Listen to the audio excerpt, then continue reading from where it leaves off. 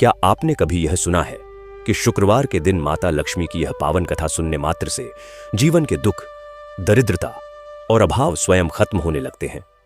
प्रिय दर्शक बंधु, आज का यह शुक्रवार कोई साधारण दिन नहीं, यह वह शुभ घड़ी है जब स्वयं महालक्ष्मी अपने भक्तों के जीवन में सुख, समृद्धि और सौभाग्य का नया द्वार खोल देती है। शास्त्रों में लिखा है कि जो कोई शुक्रवार के दिन श्रद्धा से लक्ष्मी माता की कथा सुनता है, उसके जीवन से दरिद्रता, तनाव और अस्थिरता धीरे धीरे समाप्त होने लगती है। जैसे सूरज की रोशनी अंधकार को मिटा देती है, वैसे ही लक्ष्मी कथा जीवन की तमाम आर्थिक मानसिक परेशानियों के अंधकार को हर लेती है। दर्शक बंधु, एक क्षण के लिए अपने जीवन के संघर्षों को याद कीजिए। कभी धन आता है लेकिन टिकता नहीं, कभी घर में बेवजह क्लेश होता है, कभी व्यापार या नौकरी में रुकावटें आ जाती हैं, कभी मन इतना बोझिल हो जाता है कि कुछ भी अच्छा नहीं लगता। लेकिन आज जब आप इस पवित्र शुक्रवार को महालक्ष्मी की कथा सुनने बैठे हैं, ऐसा प्रतीत होता है मानो एक दिव्य कोमल प्रकाश आपके चारों ओर फैल रहा हो, जैसे किसी अदृश्य कृपा ने आपके मन के बोझ को हल्का कर दिया हो। लक्ष्मी माता केवल धन की देवी नहीं है, वे सौभाग्य की ऊर्जा है, सद्बुद्धि और सदाचार की प्रेरणा है, परिवार में सुख शांति की अधिष्ठात्री है, भक्तों के जीवन की दरिद्रता दूर करने वाली करुणामयी शक्ति है। और यही कारण है कि आज की यह कथा सिर्फ एक कहानी नहीं, आपके जीवन की नई शुरुआत बनने की क्षमता रखती है। कई बार मनुष्य अपने अभावों से इतना घिर जाता है कि उसे लगता है, क्या मेरी किस्मत कभी बदलेगी? घर में शांति कब आएगी? धन कब स्थिर होगा? कब मेरा जीवन संवर उठेगा? दर्शक बंधु, हो सकता है आज का यह शुक्रवार, यही क्षण आपकी उसी पुकार का उत्तर हो, क्योंकि जब भक्त की श्रद्धा और माता लक्ष्मी की कृपा मिल जाती है, तब चमत्कार होना स्वाभाविक है। इसलिए केवल सुनिए मत, हर शब्द को महसूस कीजिए, हर भाव को अपने भीतर उतरने दीजिए और संकल्प कीजिए कि आज की यह कथा आपके जीवन में शुभ परिवर्तन लेकर आएगी। तो आइए मन को शांत करें, हृदय में भक्ति का दीप जलाएं और महालक्ष्मी के पावन स्मरण के साथ इस दिव्य शुक्रवार कथा की यात्रा शुरू करें। लेकिन दर्शक बंधु, आगे बढ़ने से पहले एक महत्वपूर्ण बात, शुक्रवार की कथा केवल सुख समृद्धि ही नहीं देती, यह हमारा कर्तव्य भी बन जाता है कि इसे पूरी श्रद्धा और पूर्णता से सुना जाए। लक्ष्मी तंत्र में लिखा है, जो दिव्य कथा को अधूरा छोड़ देता है, वह केवल पुण्य से ही नहीं बल्कि माता की कृपा से भी वंचित हो जाता है। अधूरी कथा मन में भ्रम छोड़ती है और मार्ग को धुंधला कर देती है। और शुक्रवार की यह कथा अत्यंत महत्वपूर्ण है, क्योंकि यह देवी लक्ष्मी की कथा है, जो जीवन में धन देती है, शांति देती है, सौभाग्य बढ़ाती है और दरिद्रता के अंधकार को समाप्त कर देती है। इसलिए निवेदन है, आज की यह कथा अंत तक अवश्य सुने। हो सकता है कथा का कोई एक वचन, कोई एक प्रसंग, कोई एक संवाद आपके जीवन की दिशा बदल दे। दर्शक बंधु, जो लक्ष्मी कथा को श्रद्धा से सुनता है, उसके घर में समृद्धि, स्थिरता और सौभाग्य प्रवेश करता है। और जो इस कथा को दूसरों तक पहुंचाता है, उसके ऊपर माता लक्ष्मी का आशीर्वाद कई गुना बढ़ जाता है। यदि आप सच्चे सनातनी हैं, तो पवित्र कथाओं का प्रचार करना आपका कर्तव्य भी है और पुण्य भी। इसलिए इस वीडियो को प्रेम से लाइक करें, अपने परिवार और मित्रों के साथ शेयर करें और हमारे चैनल सनातन आराध्या को सब्सक्राइब करना ना भूलें, ताकि हर शुक्रवार आपको महालक्ष्मी की ऐसी दिव्य कथाएं और जीवन बदल देने वाले संदेश मिलते रहे। तो आइए शांति, विश्वास और भक्ति के साथ मां महालक्ष्मी का ध्यान करते हुए इस पावन शुक्रवार की कथा की शुरुआत करते हैं। बहुत समय पहले की बात है, रामपुर नाम का एक गांव था। गांव बहुत सुंदर था, हरियाली से भरा हुआ, चारों तरफ खेत लहलहाते थे। गांव के बीचों बीच एक छोटा सा मंदिर था, जहां हर शाम आरती होती थी। उस गांव में एक मध्यम वर्गीय परिवार रहता था, माता पिता और 2 बेटियां। माता पिता बहुत सीधे सादे और ईश्वर भक्त थे। उनकी दोनों बेटियां बहुत समझदार और होनहार थीं। बड़ी बेटी का नाम था प्रिया और छोटी बेटी का नाम था रिया। प्रिया उम्र में रिया से 5 साल बड़ी थी। प्रिया बहुत ही शांत स्वभाव की, मीठी बोली वाली और दयालु हृदय की लड़की थी। वह सुबह उठकर सबसे पहले घर के मंदिर में दीपक जलाती, फिर माता पिता के चरण स्पर्श करती और फिर घर के सारे कामकाज में मां का हाथ बटाती। वह बहुत कम बोलती थी, लेकिन जो बोलती थी वह बहुत मीठा और सच्चा बोलती थी। वह गांव के बुजुर्गों का बहुत आदर करती, बच्चों से प्यार से बात करती और जानवरों पर भी दया रखती। उसका हृदय बहुत बड़ा था। वहीं दूसरी ओर रिया थी। रिया भी बहुत सुंदर और चतुर थी, लेकिन उसका स्वभाव प्रिया से बिल्कुल अलग था। रिया थोड़ी जिद्दी थी, अपनी मर्जी चलाने वाली थी। उसे नए कपड़े, नए गहने, अच्छा खाना, अच्छा रहन सहन बहुत पसंद था। वह हमेशा शहर के लड़कियों की तरह रहना चाहती थी। वह प्रिया से प्यार तो करती थी, लेकिन उस प्यार में थोड़ी सी ईर्ष्या भी छिपी रहती थी। वह सोचती थी कि प्रिया सबकी प्यारी क्यों बन जाती है। माता पिता प्रिया की तारीफ ही क्यों करते रहते हैं, यह बात उसे अंदर ही अंदर कचोटती रहती थी। प्रिया अपनी छोटी बहन रिया से बहुत प्यार करती थी। वह उसके लिए अपनी पसंद की चीजें त्याग देती। अगर मां दोनों के लिए मिठाई लाती तो प्रिया अपना हिस्सा छुपाकर रिया को दे देती। अगर कपड़े सिलवाए जाते तो प्रिया रिया को पहले अच्छे कपड़े चुनने देती। वह रिया की हर जिद पूरी करने की कोशिश करती। रिया को कभी कुछ कम न पड़े, इसका वह हमेशा ध्यान रखती। लेकिन रिया इस प्यार की कद्र नहीं करती थी। वह इसे प्रिया की कमजोरी समझती थी। वह सोचती थी कि प्रिया ऐसा इसलिए करती है ताकि लोग उसे अच्छा कहें। समय बीतता गया।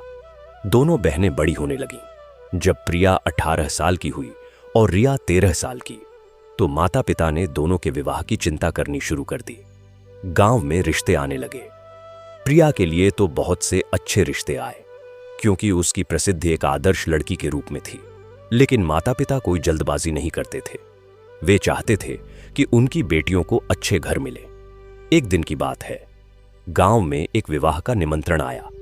प्रिया और रिया दोनों अपनी मां के साथ शादी में गईं। वहां रिया की नजर एक लड़की पर पड़ी जो शहर से आई थी। उसने बहुत ही महंगे और चमकदार कपड़े पहने थे, गहने पहने थे, और उसके पास एक छोटा सा बैग था जिसे आजकल पर्स कहते हैं। रिया उस लड़की को देखकर मोहित हो गई। वह उसके पास गई और बात करने लगी। लड़की ने शहर के ऐशो आराम के बारे में बताया। बड़ी बड़ी इमारतें, गाड़ियां, शॉपिंग मॉल, सिनेमा, रेस्तरां। रिया का मन उड़ने लगा। उसने सोचा, काश मेरी शादी भी किसी अमीर घर में होती। मैं भी ऐसे ही कपड़े पहनती, ऐसे ही घूमती।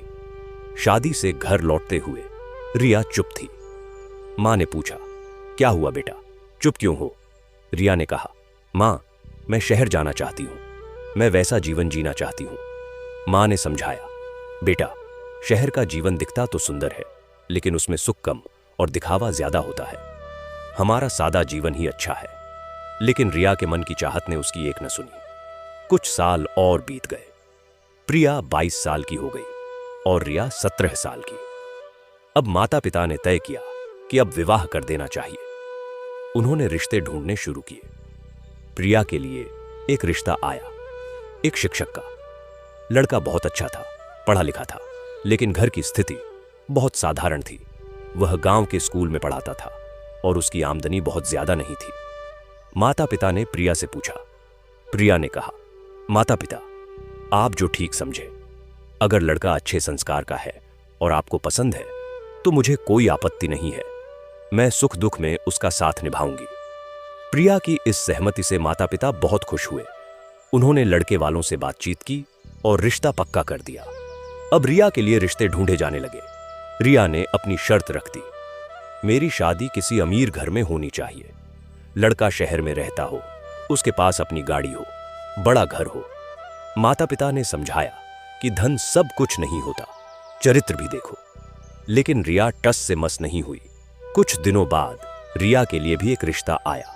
लड़का शहर में रहता था, उसके पास अपना छोटा सा कारोबार था, गाड़ी थी, अच्छा घर था। माता पिता ने जांच पड़ताल की तो पता चला कि लड़का थोड़ा घमंडी है और उसके परिवार में बहुत ज्यादा दिखावा है। लेकिन रिया के जिद करने पर उन्होंने हामी भर दी। उन्होंने सोचा, शादी के बाद सब ठीक हो जाएगा। दोनों बहनों की शादी का दिन तय हुआ। प्रिया की शादी पहले हुई और रिया की शादी 1 महीने बाद। प्रिया की शादी बहुत सादगी से हुई। बहुत कम लोग आए, सादा भोजन हुआ सादे कपड़े पहने गए, लेकिन प्रिया के चेहरे पर एक अलग ही चमक थी। वह खुश थी। उसे पता था कि उसने एक अच्छे इंसान का साथ चुना है। वहीं रिया की शादी में बहुत धूमधाम थी। बैंड बाजा था, महंगे कपड़े थे, महंगा भोजन था, सैकड़ों लोग आए थे। रिया बहुत खुश दिख रही थी, लेकिन उसकी आंखों में एक चमक नहीं थी। वह सिर्फ दिखावे में खुश थी, अंदर से नहीं। शादी के बाद दोनों बहनें अपने अपने घर चली गईं। प्रिया का घर गांव में ही था, एक छोटा सा घर, 2 कमरे, एक छोटा सा आंगन। उसका पति विनय बहुत अच्छा इंसान था। वह प्रिया का बहुत ध्यान रखता, उसे प्यार से बात करता। दोनों मिलकर घर चलाते। विनय स्कूल से आता, प्रिया घर का काम करती। शाम को दोनों बैठकर बातें करते, भविष्य के सपने देखते। पैसे कम थे, लेकिन प्यार बहुत था। प्रिया हर रोज सुबह उठकर घर के छोटे से मंदिर में दीपक जलाती, लक्ष्मी जी और नारायण की पूजा करती। वह मानती थी कि सुख दुख ईश्वर की इच्छा से ही आता है, इसलिए हमेशा प्रसन्न रहना चाहिए। रिया शहर चली गई। उसका घर बहुत बड़ा था, 3 मंजिला घर, बड़ी कार, नौकर चाकर, लेकिन घर का माहौल बहुत ठंडा था। रिया का पति राजेश दिन भर कारोबार में व्यस्त रहता और शाम को दोस्तों के साथ बैठकर शराब पीता। वह रिया से ज्यादा बात नहीं करता था। ससुराल वाले भी बहुत दिखावे में रहते थे। हर वक्त नए कपड़े, नए गहने, पार्टियां, सैर सपाटा, लेकिन घर में प्यार नहीं था, आपसी बातचीत नहीं थी। रिया के पास सब कुछ था, लेकिन वह खुश नहीं थी। वह अकेलापन महसूस करती।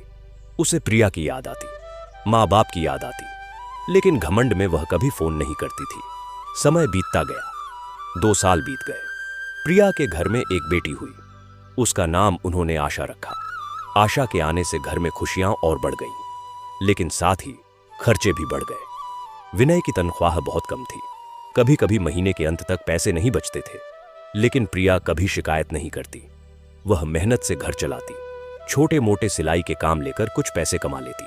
वह हर शाम लक्ष्मी जी के आगे दीपक जलाती और कहती, माता, आप जो देना चाहो वही स्वीकार है, बस हम सबको स्वस्थ रखना और हमारा प्यार बनाए रखना। वहीं दूसरी ओर रिया के घर में कोई संतान नहीं हुई। इस बात को लेकर उसके ससुराल वाले उसे ताने देते थे। राजेश भी उससे दूरी बनाने लगा। रिया और अकेली और दुखी हो गई। वह पैसे खर्च करके डॉक्टरों के पास जाती, दवाइयां लेती, लेकिन कोई फायदा नहीं होता। उसका दिमाग हमेशा तनाव में रहता। फिर एक दिन प्रिया के घर पर एक बड़ी मुसीबत आई। विनय के स्कूल में कटौती हुई और उनकी नौकरी चली गई। अचानक आय का स्रोत बंद हो गया। घर में राशन खत्म होने लगा। बच्ची दूध मांगती और दूध खरीदने के पैसे नहीं थे। प्रिया ने अपने गहने बेच दिए, लेकिन वो भी कुछ दिनों में खत्म हो गए। विनय रोज काम ढूंढने निकलता, लेकिन कहीं काम नहीं मिलता। गांव में रोजगार के अवसर बहुत कम थे। प्रिया ने सोचा कि क्यों न वह अपनी छोटी बहन रिया से मदद मांगे। आखिर वह तो अमीर है, वह कुछ पैसे दे देगी तो इस संकट से उबर सकते हैं। प्रिया ने रिया को फोन किया। फोन पर रिया की आवाज बहुत ठंडी थी। प्रिया ने अपनी परेशानी बताई और कहा, रिया, तुम थोड़े से पैसे भेज दो, हम इस मुसीबत से उबर जाएंगे। जब विनय को काम मिल जाएगा तो हम तुम्हें लौटा देंगे। रिया ने फोन पर ही उल्टा सीधा सुनाना शुरू कर दिया। वह बोली, दीदी, तुम्हें पहले ही पता था कि विनय जी की नौकरी छोटी है, फिर भी तुमने उनसे शादी कर ली। अब मुसीबत आई है तो मेरे पास भाग रही हो। मेरे पास भी अपने खर्चे हैं, मैं तुम्हें पैसे नहीं भेज सकती। तुम्हें अपनी गरीबी के साथ जीना सीखना चाहिए। मैं तो शहर में अपनी सोसाइटी में रहती हूं। मेरी इज्जत का क्या होगा अगर लोगों को पता चला कि मेरी बहन मुझसे पैसे मांग रही है। प्रिया का दिल टूट गया। उसकी आंखों से आंसू बह निकले। उसने कहा, रिया, मैंने तुमसे कभी कुछ नहीं मांगा। यह पहली बार है जब मैं मदद मांग रही हूं। तुम मेरी बहन हो। लेकिन रिया ने फोन काट दिया। प्रिया ने फोन रखा और मंदिर की ओर देखने लगी। उसकी आंखों में आंसू थे, लेकिन होठों पर एक मुस्कान थी। उसने लक्ष्मी जी से कहा, माता, मेरी बहन गलत नहीं है। उसे जीवन का सही मतलब नहीं पता। आप उसे सही रास्ता दिखाइए और हमारी मदद करिए, हम इस संकट से उबर जाएं। उस रात प्रिया ने बहुत ही भावपूर्ण मन से लक्ष्मी जी की आरती की। उसने एक दीपक जलाया और पूरी रात भजन गाती रही। उसने लक्ष्मी माता से कुछ नहीं मांगा, बस उनकी कृपा बनाए रखने की प्रार्थना की। अगले दिन एक चमत्कार हुआ। गांव के पोस्टमैन ने प्रिया के घर एक पत्र दिया। पत्र में लिखा था कि प्रिया के नाम से शहर के एक बैंक में एक खाता खुला है और उसमें 50,000 रुपए जमा है। प्रिया और विनय हैरान रह गए। उन्हें समझ नहीं आया कि यह पैसा किसने भेजा है। पत्र में कोई नाम नहीं था। प्रिया ने सोचा, शायद कोई भला इंसान है जिसने हमारी मदद की है। उन्होंने उस पैसे से कुछ जरूरी सामान खरीदा और विनय ने एक छोटी सी दुकान खोलने का फैसला किया। उन्होंने गांव के मुख्य चौराहे पर एक छोटी सी किराने की दुकान खोली। प्रिया भी उसमें हाथ बटाने लगी। धीरे धीरे दुकान चल निकली। गांव के लोग प्रिया की ईमानदारी और मीठी बोली के कारण उसकी दुकान से सामान खरीदने लगे। कुछ ही महीनों में दुकान अच्छा मुनाफा देने लगी। प्रिया ने लक्ष्मी माता की कृपा मानी और हर शुक्रवार को व्रत रखना शुरू कर दिया। वह माता को मीठे चावल का भोग लगाती और गरीबों में प्रसाद बांटती। लेकिन यह तो सिर्फ शुरुआत थी। एक दिन प्रिया को फिर से एक पत्र मिला। इस बार पत्र में लिखा था कि प्रिया के नाम से शहर में एक छोटा सा घर खरीदा गया है और उसके कागजात उसे भेजे जा रहे हैं। प्रिया और विनय की आंखें खुली की खुली रह गईं। कौन था जो इतनी बड़ी मदद कर रहा था? उन्होंने किसी से कुछ नहीं कहा, बस लक्ष्मी माता को धन्यवाद दिया। इसी बीच रिया के घर की हालत खराब होने लगी। राजेश का कारोबार गलत साझेदारी के कारण बर्बाद हो गया। उस पर कर्ज चढ़ गया। घर की गाड़ी, जेवरात सब बिक गए। घर का बड़ा मकान भी जाने वाला था। राजेश तनाव में बीमार पड़ गया। डॉक्टरों ने कहा कि उसे दिल का ऑपरेशन कराना पड़ेगा, जिसमें बहुत पैसे लगेंगे। रिया के पास अब एक पैसा भी नहीं था। उसके माता पिता भी अब बूढ़े हो चले थे। उनके पास भी पैसे नहीं थे। रिया को अपनी बहन प्रिया की याद आई। उसे अपने व्यवहार पर बहुत पछतावा हो रहा था। उसने सोचा कि कैसे उसने प्रिया की मदद करने से मना कर दिया था और उसे भला बुरा कहा था। लेकिन अब उसके पास कोई चारा नहीं था। वह रोती बिलखती अपने माता पिता के घर गई और सारी बात बताई। माता पिता ने कहा, बेटी, तुमने बहुत बड़ी गलती की। प्रिया तो तुम्हारी बहन है, वह कभी तुम्हारा बुरा नहीं चाहेगी। तुम उसके पास जाओ और माफी मांगो।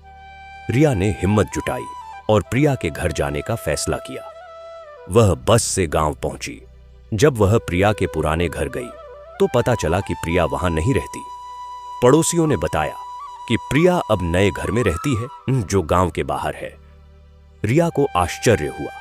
वह नए घर की तलाश में निकली। गांव के बाहर एक सुंदर सा छोटा घर था जिसके बाहर श्री लक्ष्मी निवास लिखा था। रिया ने दरवाजा खटखटाया। दरवाजा प्रिया ने खोला। प्रिया ने रिया को देखा तो उसकी आंखों में चमक आ गई। वह बोली, रिया, तुम आई हो? कितने दिन बाद दिखाई दी। आओ, अंदर आओ। प्रिया ने रिया को गले लगा लिया। रिया रो पड़ी। उसने प्रिया के पैर पकड़ लिए और बोली, दीदी, मुझे माफ कर दो। मैंने बहुत बड़ी गलती की। मैं तुम्हारी मदद नहीं कर पाई, तुम्हें बुरा भला कहा। अब मेरे ऊपर बहुत बड़ी मुसीबत आ गई है। राजेश बीमार है, उसे ऑपरेशन कराना है और हमारे पास एक पैसा भी नहीं है। घर जाने वाला है। दीदी, मेरी मदद करो। प्रिया ने रिया को उठाया, उसके आंसू पोंछे और कहा, रिया, तुम मेरी छोटी बहन हो। बहन से कभी नाराजगी नहीं होती। तुम चिंता मत करो, राजेश जी का इलाज कराएंगे। प्रिया ने तुरंत विनय को बुलाया और सारी बात बताई। विनय ने भी कहा, रिया, तुम घबराओ मत, हम सब मिलकर इस मुसीबत से निकलेंगे। प्रिया ने बैंक से पैसे निकाले और रिया के साथ शहर गई। राजेश का ऑपरेशन हुआ जो सफल रहा। प्रिया ने रिया के घर का कर्ज चुकाने में भी मदद की। रिया हैरान थी कि प्रिया के पास इतने पैसे कहां से आए। एक दिन उसने पूछ ही लिया, दीदी, तुम्हारे पास इतने पैसे कहां से आए? तुम्हारी दुकान से इतनी आमदनी नहीं होती। प्रिया ने मुस्कुराते हुए कहा, रिया, यह सब लक्ष्मी माता की कृपा है। फिर उसने रिया को वो सारे पत्र दिखाए जो उसे मिले थे। रिया ने पत्र पढ़े और उसकी आंखें भर आईं। उसने कहा, दीदी, लेकिन यह पैसा भेजने वाला कौन है? प्रिया ने कहा, मुझे नहीं पता रिया, लेकिन मुझे लगता है कि यह लक्ष्मी माता का ही कोई रूप है। जिस दिन तुमने मुझे फोन पर मना किया था, उसी रात मैंने माता से प्रार्थना की थी। उसके बाद से यह सब हो रहा है। रिया को अपनी गलती का एहसास हुआ। उसने प्रिया से कहा, दीदी, मुझे भी लक्ष्मी माता की पूजा करना सिखाओ, मैं भी उनकी भक्त बनना चाहती हूं। प्रिया बहुत खुश हुई। उसने रिया को लक्ष्मी पूजा की विधि सिखाई। रिया ने भी हर शुक्रवार व्रत रखना शुरू किया। धीरे धीरे राजेश ठीक हो गया और उसने फिर से छोटा सा काम शुरू किया। इस बार वह पहले जैसा घमंडी नहीं था। उसने भी प्रिया और विनय का आदर करना सीखा। अब सुनने वालों, यहां तक की कहानी तो बस एक भूमिका थी। अब हम इस कथा के मुख्य भाग में प्रवेश करते हैं। यहां से शुरू होती है माता महालक्ष्मी की वह अद्भुत व्रत कथा, जिसके प्रभाव से प्रिया के जीवन में यह सब चमत्कार हुए। तो आप सब ध्यान से सुनिए। प्रिया ने रिया को बताया कि उसने जो व्रत रखा था वह कोई साधारण व्रत नहीं था। यह था महालक्ष्मी व्रत। यह व्रत बहुत ही प्राचीन और चमत्कारी है।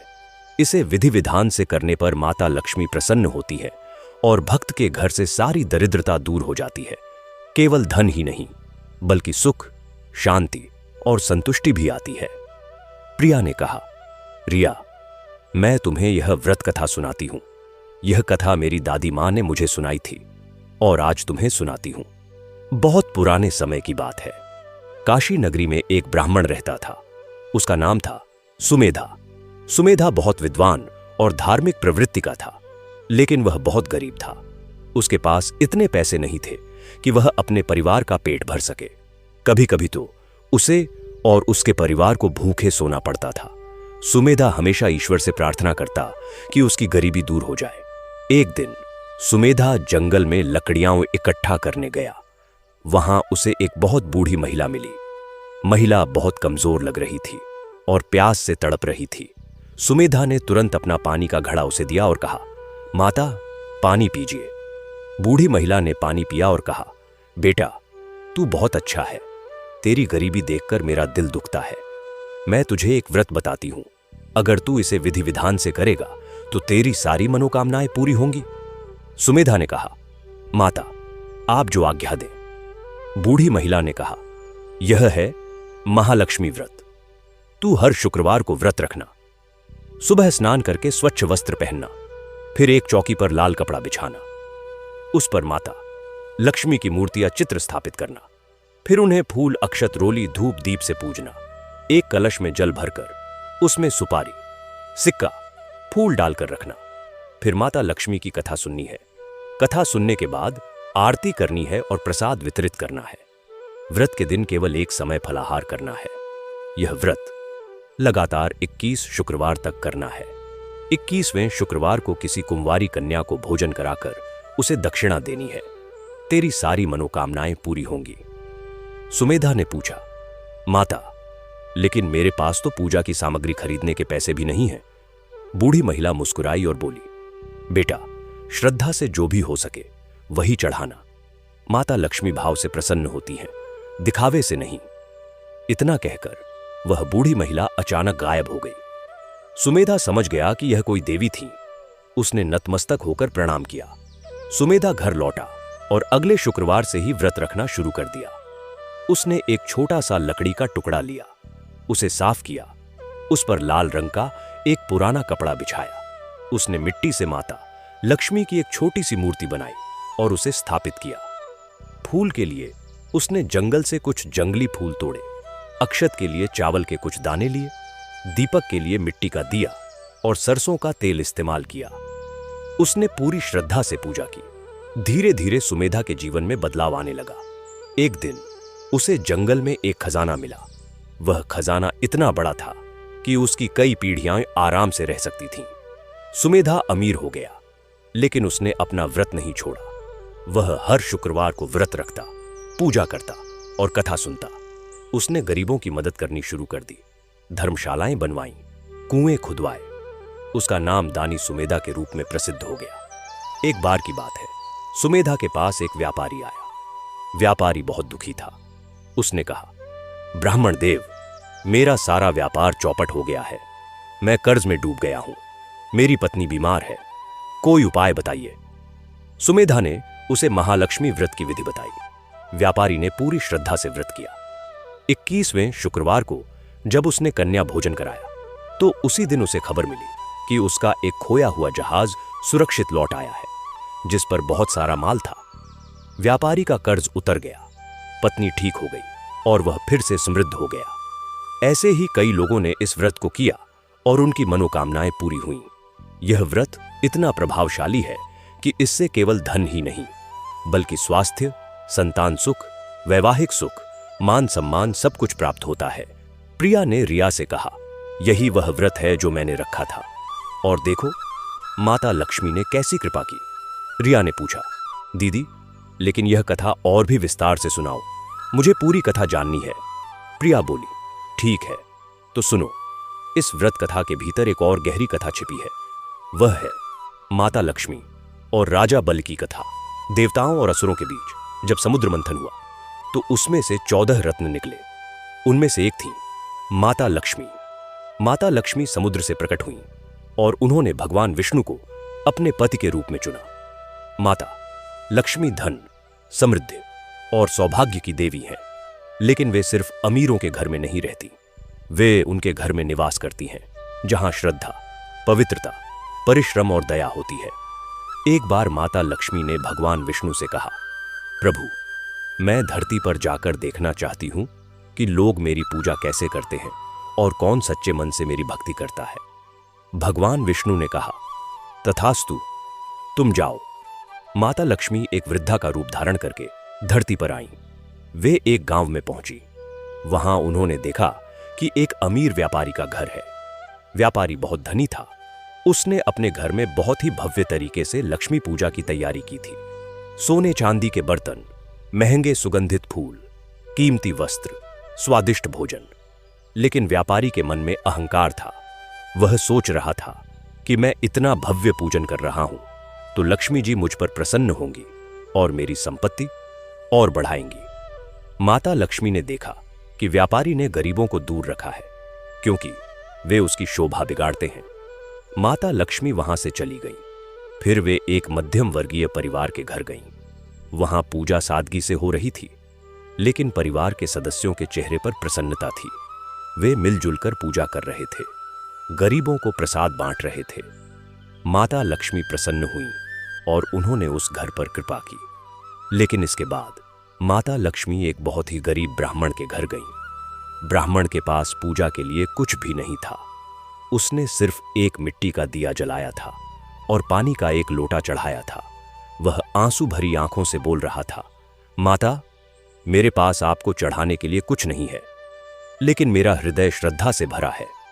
आपकी कृपा से मेरे घर में सुख शांति बनी रहे, मेरा परिवार स्वस्थ रहे। माता लक्ष्मी बहुत प्रसन्न हुई। उन्होंने उस गरीब ब्राह्मण के घर में प्रवेश किया और कहा, तुम्हारी श्रद्धा ने मुझे बांध लिया है।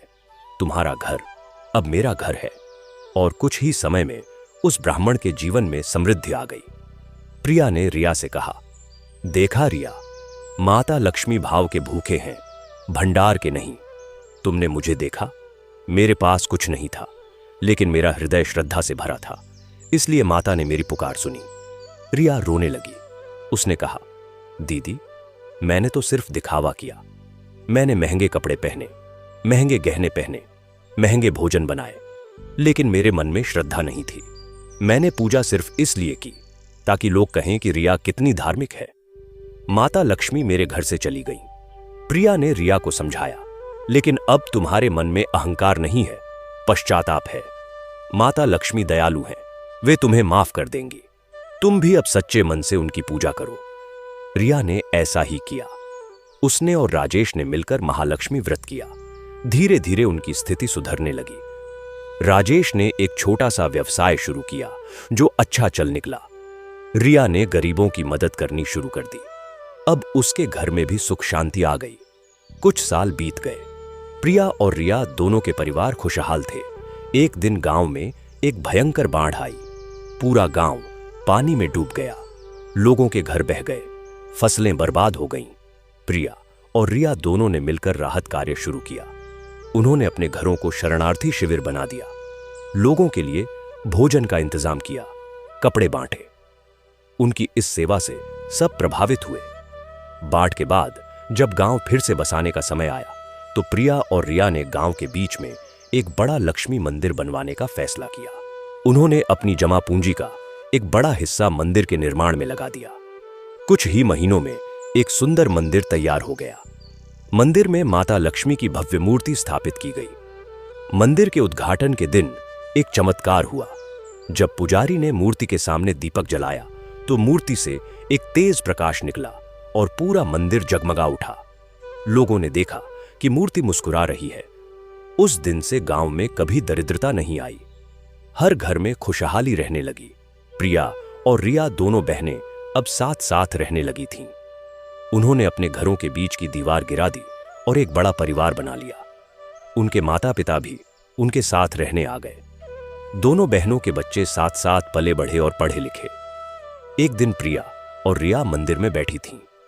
रिया ने पूछा, दीदी, उन पत्रों का रहस्य कभी पता चला? किसने हमारी मदद की थी? प्रिया मुस्कुराई और बोली, रिया, एक दिन मैं शहर गई थी। वहां मैंने एक वृद्धाश्रम देखा। मैं वहां दान देने गई। वहां के प्रबंधक ने मुझे एक बूढ़ी महिला से मिलवाया। वह महिला बहुत गरीब लग रही थी, लेकिन उसके चेहरे पर एक अलग ही तेज था। मैंने उसके पैर छुए। उसने मुझे आशीर्वाद दिया और कहा, बेटी, तुमने मेरी बहुत सेवा की है। मैंने पूछा, माता, मैंने आपकी कब सेवा की? वह बोली, जब तुमने उस रात मुझे दीपक जलाकर पूजा की थी और जब तुमने अपनी बहन को माफ किया था, तभी तुमने मेरी सेवा की थी। मैं हैरान रह गई। तभी उसने अपना असली रूप दिखाया। वह कोई और नहीं, स्वयं माता लक्ष्मी थी। उन्होंने कहा, बेटी, मैंने ही तुम्हारी मदद की थी। तुमने श्रद्धा से मेरी पूजा की, इसलिए मैं तुम्हारे घर में आकर बस गई। और फिर वे अदृश्य हो गईं। रिया की आंखों में आंसू आ गए। उसने कहा, तो सच में माता लक्ष्मी हमारे साथ थीं? प्रिया ने कहा, हां रिया, माता लक्ष्मी हमेशा उनके साथ रहती है, जो सच्चे हृदय से उनकी भक्ति करते हैं, जो दूसरों की मदद करते हैं, जो क्षमा करना जानते हैं। और इस तरह प्रिया और रिया की कथा पूरी हुई। यह कथा हमें सिखाती है कि धन दौलत से ज्यादा महत्वपूर्ण है श्रद्धा, प्रेम और क्षमा। माता लक्ष्मी केवल उन्हीं के घर में निवास करती हैं जहां ये गुण होते हैं। प्रिया ने रिया को उठाया और गले लगा लिया। दोनों बहनों की आंखों से आंसू बह रहे थे, लेकिन अब वे दुख के नहीं, बल्कि अपार खुशी के आंसू थे। उस पवित्र क्षण में मंदिर का वातावरण और भी दिव्य हो गया। लग रहा था मानो स्वयं माता लक्ष्मी उनके बीच विराजमान है और उन पर कृपा बरसा रही है। उस दिन के बाद रिया का जीवन पूरी तरह बदल गया। वह अब केवल अपने घर तक सीमित नहीं रही, वह प्रिया के साथ मिलकर गांव के विकास के कार्यों में जुट गई। दोनों बहनों ने मिलकर गांव में एक छोटा स्कूल शुरू किया, जहां गरीब बच्चों को मुफ्त शिक्षा दी जाती थी। विनय, जो अब एक सफल व्यापारी बन चुके थे, ने स्कूल के लिए जमीन दान में दी। राजेश, जो अब पूरी तरह स्वस्थ हो चुका था, ने स्कूल की इमारत बनवाने की जिम्मेदारी संभाली। स्कूल का नाम रखा गया श्री लक्ष्मी विद्या मंदिर। प्रिया और रिया दोनों रोज सुबह स्कूल जाती, बच्चों को पढ़ाती, उनके साथ खेलती। बच्चे उन्हें प्रिया मां और रिया मां कहकर पुकारते थे। गांव के लोगों के लिए यह दोनों बहनें माता लक्ष्मी के अवतार जैसी बन गई थीं। लेकिन कथा यहीं नहीं रुकती। एक दिन गांव में एक नई समस्या आई। गांव के पास से होकर जाने वाली नदी का पानी प्रदूषित हो गया था। नदी का पानी पीने लायक नहीं रहा था, जिससे गांव में बीमारियां फैलने लगी थीं। लोग हैजा, टाइफॉइड जैसी बीमारियों की चपेट में आ रहे थे। गांव का एकमात्र कुआं भी सूखने के कगार पर था। पानी की भारी किल्लत हो गई। प्रिया और रिया ने इस समस्या का हल ढूंढने का फैसला किया। उन्होंने गांव के सरपंच और बुजुर्गों की एक सभा बुलाई। सभा में प्रिया ने कहा, हमें नदी को स्वच्छ करने के लिए प्रयास करने होंगे। साथ ही हमें गांव में पानी के अन्य स्रोत भी विकसित करने होंगे। रिया ने कहा, हम चंदा इकट्ठा करेंगे और पानी शुद्धिकरण संयंत्र लगवाएंगे। साथ ही हम वृक्षारोपण अभियान भी चलाएंगे ताकि भूजल स्तर बढ़े। गांव वालों ने दोनों बहनों का साथ दिया। प्रिया और रिया ने अपनी बचत का एक बड़ा हिस्सा इस काम में लगा दिया।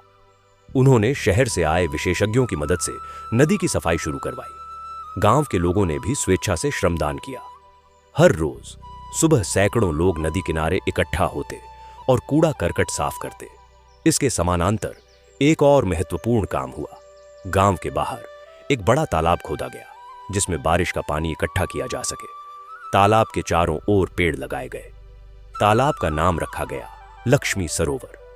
इस तालाब से गांव की सिंचाई की समस्या भी हल हो गई। लेकिन इस सब के बीच एक नया संकट खड़ा हो गया। गांव की जमीन पर एक बाहरी बिल्डर की नजर पड़ गई।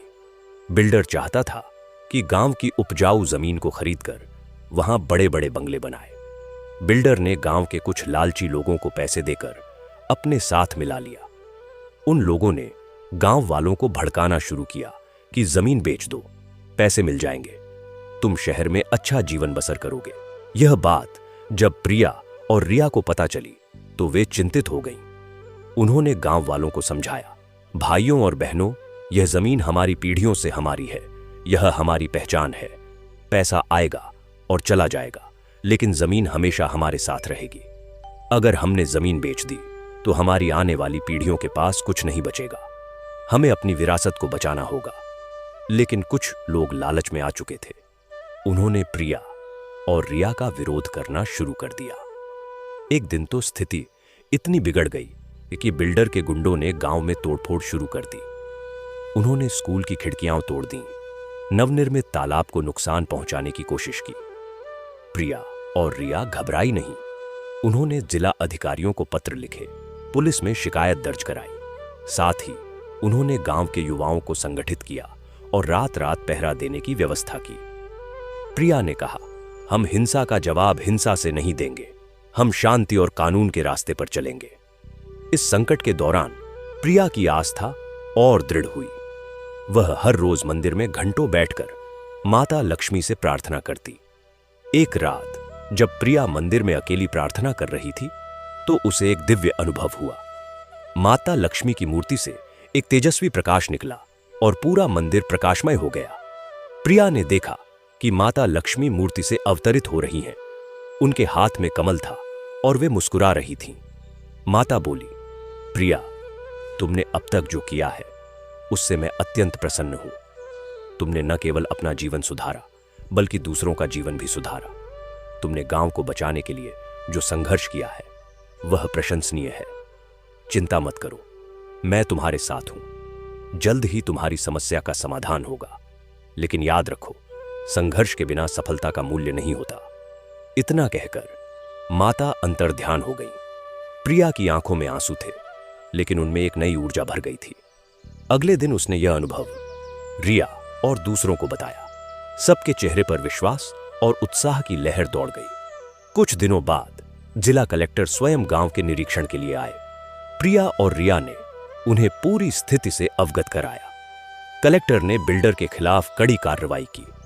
बिल्डर की जमीन खरीद की अनुमति रद्द कर दी गई और उस पर कानूनी कार्रवाई शुरू की गई। गांव की जमीन को संरक्षित क्षेत्र घोषित कर दिया गया ताकि भविष्य में कोई उसे हड़प न सके। यह जीत गांव वालों के लिए एक बड़ी उपलब्धि थी। प्रिया और रिया के प्रयासों की सभी ने सराहना की। गांव वाले अब पूरी तरह से दोनों बहनों के पीछे एकजुट हो गए। इस जीत के बाद गांव के विकास के कार्य और तेज हो गए। अब प्रिया और रिया ने महिला सशक्तिकरण पर ध्यान देना शुरू किया। उन्होंने गांव की महिलाओं के लिए एक सहकारी समिति बनाई, जहां महिलाएं सिलाई, कढ़ाई, बुनाई, अचार बनाने जैसे काम सीख सकती थीं और अपने उत्पाद बेचकर पैसे कमा सकती थीं। इस समिति का नाम रखा गया लक्ष्मी स्वयं सहायता समूह।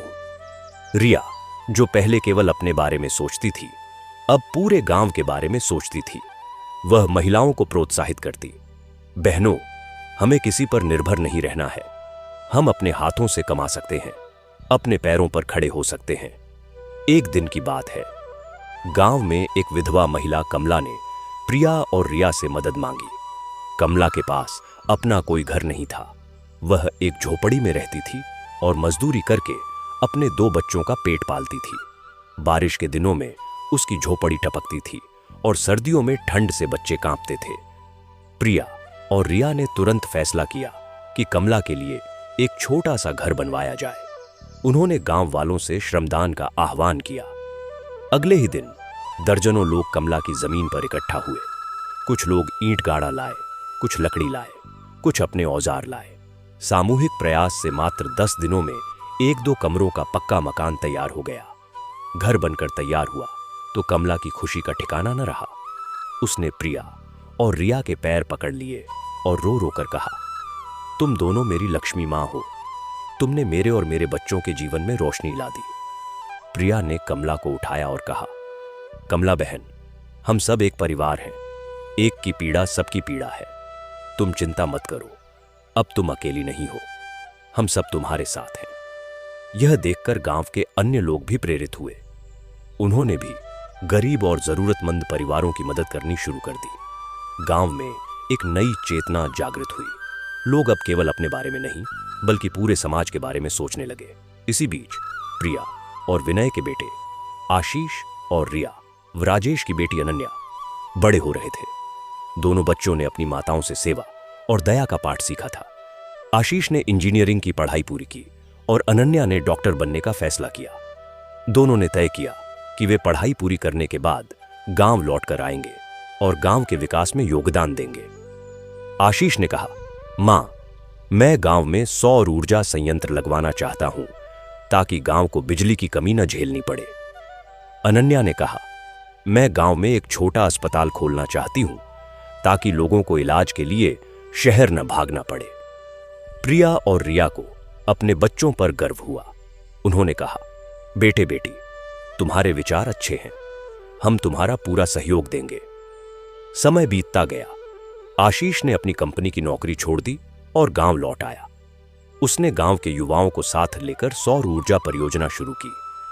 शुरुआत में लोगों को समझ नहीं आया कि यह सौर ऊर्जा क्या है, लेकिन आशीष ने धैर्यपूर्वक सबको समझाया। उसने गांव के हर घर की छत पर सौर पैनल लगवाए। कुछ ही महीनों में गांव बिजली के मामले में आत्मनिर्भर हो गया। अब गांव वालों को बिजली कटौती की समस्या नहीं झेलनी पड़ती थी। वहीं अनन्या ने अपनी MBBS की पढ़ाई पूरी की और गांव लौटकर आई। उसने गांव में एक छोटा क्लिनिक शुरू किया।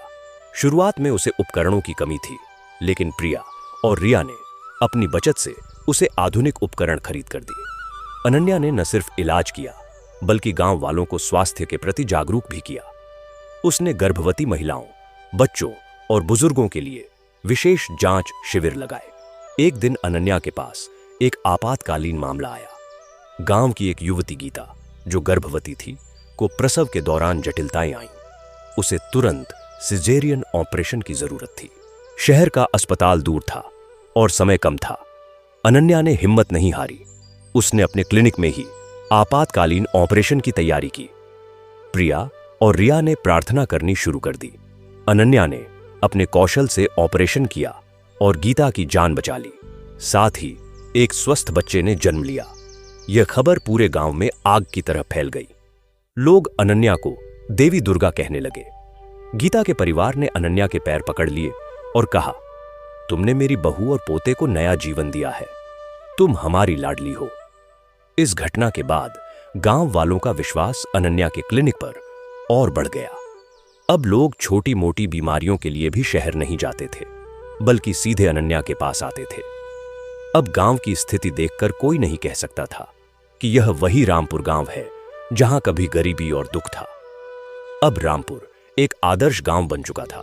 साफ सुथरी गलियां, हर घर में बिजली और पानी, हरित वातावरण, शिक्षा और स्वास्थ्य की उत्तम व्यवस्था।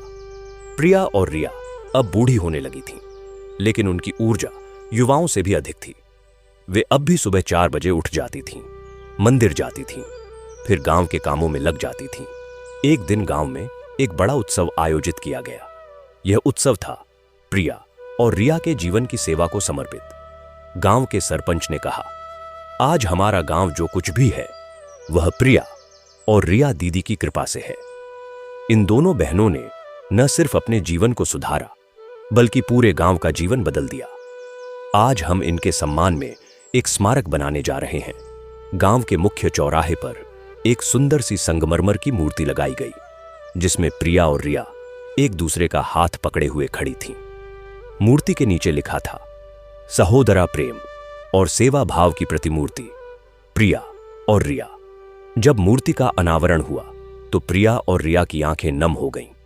प्रिया बोली, भाइयों और बहनों, यह सम्मान हमारे लिए बहुत बड़ा है, लेकिन हमें यह सम्मान अकेले नहीं मिला, यह आप सबके सहयोग से मिला है। हम सब ने मिलकर इस गांव को स्वर्ग बनाया है। रिया ने कहा, मैं तो बस इतना कहूंगी कि जीवन में कभी भी अपनों को न भूलें। परिवार, समाज, यह सब हमारे जीवन का आधार है और सबसे बढ़कर ईश्वर में विश्वास रखें। माता लक्ष्मी उन्हीं पर कृपा करती है जो निस्वार्थ भाव से दूसरों की सेवा करते हैं। उस रात गांव में भव्य भंडारे का आयोजन किया गया। हर घर से स्वादिष्ट व्यंजन बनकर आए। सारा गांव एक साथ बैठकर भोजन कर रहा था। यह दृश्य इतना मार्मिक था कि देखने वालों की आंखें भर आती थीं। लेकिन मित्रों, कहानी अभी भी पूरी नहीं हुई है, क्योंकि जीवन एक नदी की तरह है जो लगातार बहती रहती है। अब प्रिया और रिया की अगली पीढ़ी की कहानी शुरू होती है। आशीष और अनन्या अब पूरी तरह से गांव के विकास में जुटे हुए थे। एक दिन आशीष ने एक नई योजना बनाई। उसने सोचा कि क्यों न गांव को पर्यटन स्थल के रूप में विकसित किया जाए। गांव के पास एक छोटा सा जंगल था और एक पहाड़ी थी जहां से बहुत सुंदर दृश्य दिखाई देते थे। आशीष ने इको टूरिज्म की योजना बनाई। उसने गांव के युवाओं को प्रशिक्षित किया। जंगल में ट्रैकिंग रूट बनाए गए, पहाड़ी पर व्यू पॉइंट बनाया गया। गांव के कुछ घरों को होम स्टे में बदला गया, जहां शहर से आए पर्यटक ठहर सकते थे और गांव के जीवन का अनुभव ले सकते थे। शुरुआत में लोगों को डर था कि पर्यटन से गांव की शांति भंग होगी, लेकिन आशीष ने समझाया कि इको टूरिज्म का मतलब है प्रकृति के साथ तालमेल बनाकर पर्यटन। नियम बनाए गए कि पर्यटक प्लास्टिक का उपयोग नहीं कर सकते, शोर नहीं कर सकते, प्रकृति को नुकसान नहीं पहुंचा सकते। धीरे धीरे पर्यटक आने लगे। शहर के लोग यहां की शांति और प्राकृतिक सुंदरता से आकर्षित हुए। इससे गांव के लोगों के लिए रोजगार के नए अवसर पैदा हुए। कुछ लोग गाइड बने, कुछ ने होम स्टे चलाना शुरू किया, कुछ ने स्थानीय हस्तशिल्प बेचना शुरू किया। गांव की अर्थव्यवस्था और मजबूत हुई। वहीं अनन्या ने अपने क्लिनिक को एक छोटे अस्पताल में विस्तारित किया। अब उसके पास 2 और डॉक्टर काम करते थे। अस्पताल में प्रसूति वार्ड, बाल रोग विभाग और आपातकालीन विभाग था। अनन्या ने गांव की महिलाओं को नर्स और स्वास्थ्य कार्यकर्ता के रूप में प्रशिक्षित किया। एक दिन अनन्या के जीवन में एक नया मोड़ आया। उसे पता चला कि गांव के पास के एक आदिवासी बस्ती में लोगों को स्वास्थ्य सुविधाओं की बहुत कमी है। वहां न तो अस्पताल है और न ही डॉक्टर। अनन्या ने तय किया कि वह हर हफ्ते 2 दिन वहां जाकर लोगों का इलाज करेगी। जब उसने यह बात प्रिया और रिया को बताई तो दोनों बहुत खुश हुई। रिया ने कहा, बेटी, तू सच में सेवा की मूर्ति बन गई है। जाओ और लोगों की सेवा करो, हम तेरे साथ हैं। अनन्या ने आदिवासी बस्ती में जाना शुरू किया। शुरुआत में लोग उस पर भरोसा नहीं करते थे, लेकिन धीरे धीरे जब उसने उनका इलाज किया और उनकी बीमारियों को ठीक किया तो वे उस पर विश्वास करने लगे। अनन्या ने न सिर्फ इलाज किया बल्कि उन्हें साफ सफाई, पोषण और टीकाकरण के बारे में भी जागरूक किया। एक बार आदिवासी बस्ती में हैजा फैल गया। कई लोग बीमार पड़ गए। अनन्या ने तुरंत कदम उठाए। उसने प्रिया और रिया से मदद मांगी। प्रिया और रिया ने तुरंत दवाइयां और अन्य सामग्री इकट्ठा की और अनन्या के साथ बस्ती में पहुंच गईं। तीनों ने दिन रात एक करके मरीजों की सेवा की। उन्होंने पानी को शुद्ध करने के उपाय किए, लोगों को साफ सफाई के तरीके बताए। 1 सप्ताह की कड़ी मेहनत के बाद बीमारी पर काबू पा लिया गया। आदिवासी लोगों ने प्रिया, रिया और अनन्या को अपनी जान बचाने वाली देवियाओं मान लिया। उनके सम्मान में बस्ती में एक छोटा सा मंदिर बनाया गया जहां तीनों की पूजा की जाती थी।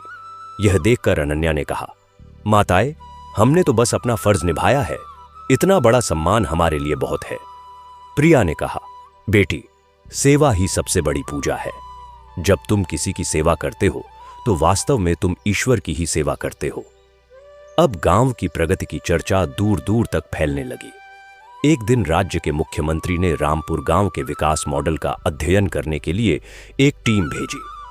टीम ने गांव का दौरा किया और वहां के विकास कार्यों से बहुत प्रभावित हुई।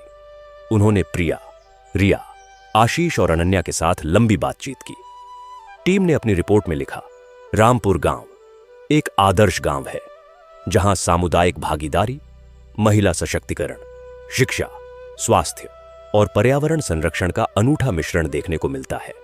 यह मॉडल पूरे राज्य के लिए प्रेरणादायक है। इस रिपोर्ट के बाद मुख्यमंत्री स्वयं रामपुर गांव आए। उन्होंने गांव के हर विकास कार्य का अवलोकन किया। स्कूल, अस्पताल, सौर ऊर्जा संयंत्र, इको टूरिज्म प्रोजेक्ट, सब देखा। मुख्यमंत्री बहुत प्रभावित हुए। एक सार्वजनिक सभा में मुख्यमंत्री ने कहा, आज मैं रामपुर गांव में आकर बहुत गर्व महसूस कर रहा हूं। यह गांव दिखाता है कि अगर समुदाय एकजुट होकर काम करे तो क्या कुछ नहीं हासिल किया जा सकता। प्रिया जी और रिया जी ने जो मिसाल कायम की है वह पूरे राज्य के लिए एक मॉडल है। हम राज्य के 100 गांवों को रामपुर मॉडल पर विकसित करेंगे। मुख्यमंत्री ने प्रिया और रिया को राज्य निर्माता सम्मान से सम्मानित किया। यह सम्मान पाने वाली वे पहली महिलाएं थीं। इस सम्मान समारोह में हजारों लोग उपस्थित थे। जब प्रिया और रिया को सम्मान मिला तो पूरा स्टेडियम तालियों की गड़गड़ाहट से गूंज उठा। प्रिया ने अपने संबोधन में कहा, यह सम्मान हमारे पूरे गांव को है। हम अकेले कुछ नहीं कर सकते थे। यह सब आप सबके सहयोग से हुआ है। हमें विश्वास है कि अगर हम सब मिलकर काम करें तो न केवल हमारा गांव बल्कि पूरा देश उन्नति के पथ पर अग्रसर हो सकता है। रिया ने कहा, हम 2 बहनें थीं जो एक दूसरे से दूर हो गई थीं, लेकिन प्रेम और सेवा ने हमें फिर से जोड़ दिया। आज हमारा संदेश है, प्रेम करो, सेवा करो और किसी की मदद करने से कभी मत चूको। सम्मान समारोह के बाद रामपुर गांव का नाम राष्ट्रीय स्तर पर प्रसिद्ध हो गया। दूर दूर से लोग यहां आने लगे ताकि इस आदर्श गांव को देख सकें और यहां से सीख ले सकें। प्रिया और रिया अब केवल एक गांव की बहनें नहीं रह गई थीं, बल्कि वे एक प्रेरणा बन गई थीं। लेकिन मित्रों, कथा यहीं नहीं रुकती। जीवन में सुख दुख का सिलसिला चलता रहता है। एक दिन प्रिया बीमार पड़ गई। डॉक्टरों ने जांच की तो पता चला कि उसे कैंसर है। यह खबर सुनकर पूरे गांव में शोक की लहर दौड़ गई। लोग प्रिया के स्वास्थ्य के लिए प्रार्थना करने लगे। रिया ने हिम्मत नहीं हारी। उसने कहा, दीदी तुम चिंता मत करो, हम तुम्हें ठीक कराएंगे। उसने अनन्या और आशीष के साथ मिलकर प्रिया का इलाज शुरू करवाया। प्रिया को शहर के बड़े अस्पताल में भर्ती करवाया गया। प्रिया के इलाज के लिए बहुत पैसों की जरूरत थी। रिया ने अपने सारे जेवर बेच दिए। आशीष ने अपनी कंपनी के शेयर बेच दिए। अनन्या ने अपनी बचत निकाल ली। लेकिन इससे भी ज्यादा गांव वालों ने मदद की। हर परिवार ने अपने सामर्थ्य के अनुसार पैसे दिए। किसी ने 10,000 दिए, किसी ने 5,000, किसी ने 2,000। कुछ गरीब परिवारों ने तो अपनी मुर्गियां, बकरियां तक बेचकर पैसे जुटाए। जब प्रिया को पता चला कि पूरा गांव उसके इलाज के लिए पैसे जुटा रहा है तो उसकी आंखों में आंसू आ गए। उसने कहा, मैं तो एक साधारण सी औरत हूं, मैंने इतना बड़ा प्यार कैसे अर्जित कर लिया। रिया ने कहा, दीदी तुमने पूरे गांव को अपना परिवार बनाया, तुमने सबकी सेवा की, अब तुम्हारी बारी है, हम सब तुम्हारे हैं। प्रिया का इलाज चला। कीमोथेरेपी के कारण उसके बाल झड़ गए, शरीर कमजोर हो गया, लेकिन उसके चेहरे पर वही मुस्कान बनी रही। वह कहती, माता लक्ष्मी ने मुझे इतना प्यार दिया है, इतना सम्मान दिया है, अगर अब वे मुझे बुला रही हैं तो मैं खुशी खुशी चली जाऊंगी। लेकिन प्रिया की प्रार्थनाओं और पूरे गांव की शुभकामनाओं का असर हुआ। 6 महीने के इलाज के बाद डॉक्टरों ने घोषणा की कि प्रिया पूरी तरह ठीक हो गई है। यह खबर सुनकर पूरा गांव खुशी से झूम उठा। लोग मंदिर में माता लक्ष्मी का धन्यवाद करने लगे। प्रिया के स्वस्थ होकर लौटने पर गांव में एक भव्य स्वागत समारोह आयोजित किया गया। गांव वालों ने प्रिया को फूलों की वर्षा की। प्रिया ने सबका आभार व्यक्त किया। इस घटना ने प्रिया और रिया के बीच के बंधन को और भी मजबूत कर दिया। अब वे दोनों एक दूसरे के बिना रह ही नहीं सकती थीं। उनका प्यार इतना गहरा हो गया था कि लोग कहते थे कि दोनों एक आत्मा के 2 शरीर हैं। अब प्रिया और रिया बूढ़ी हो चली थीं।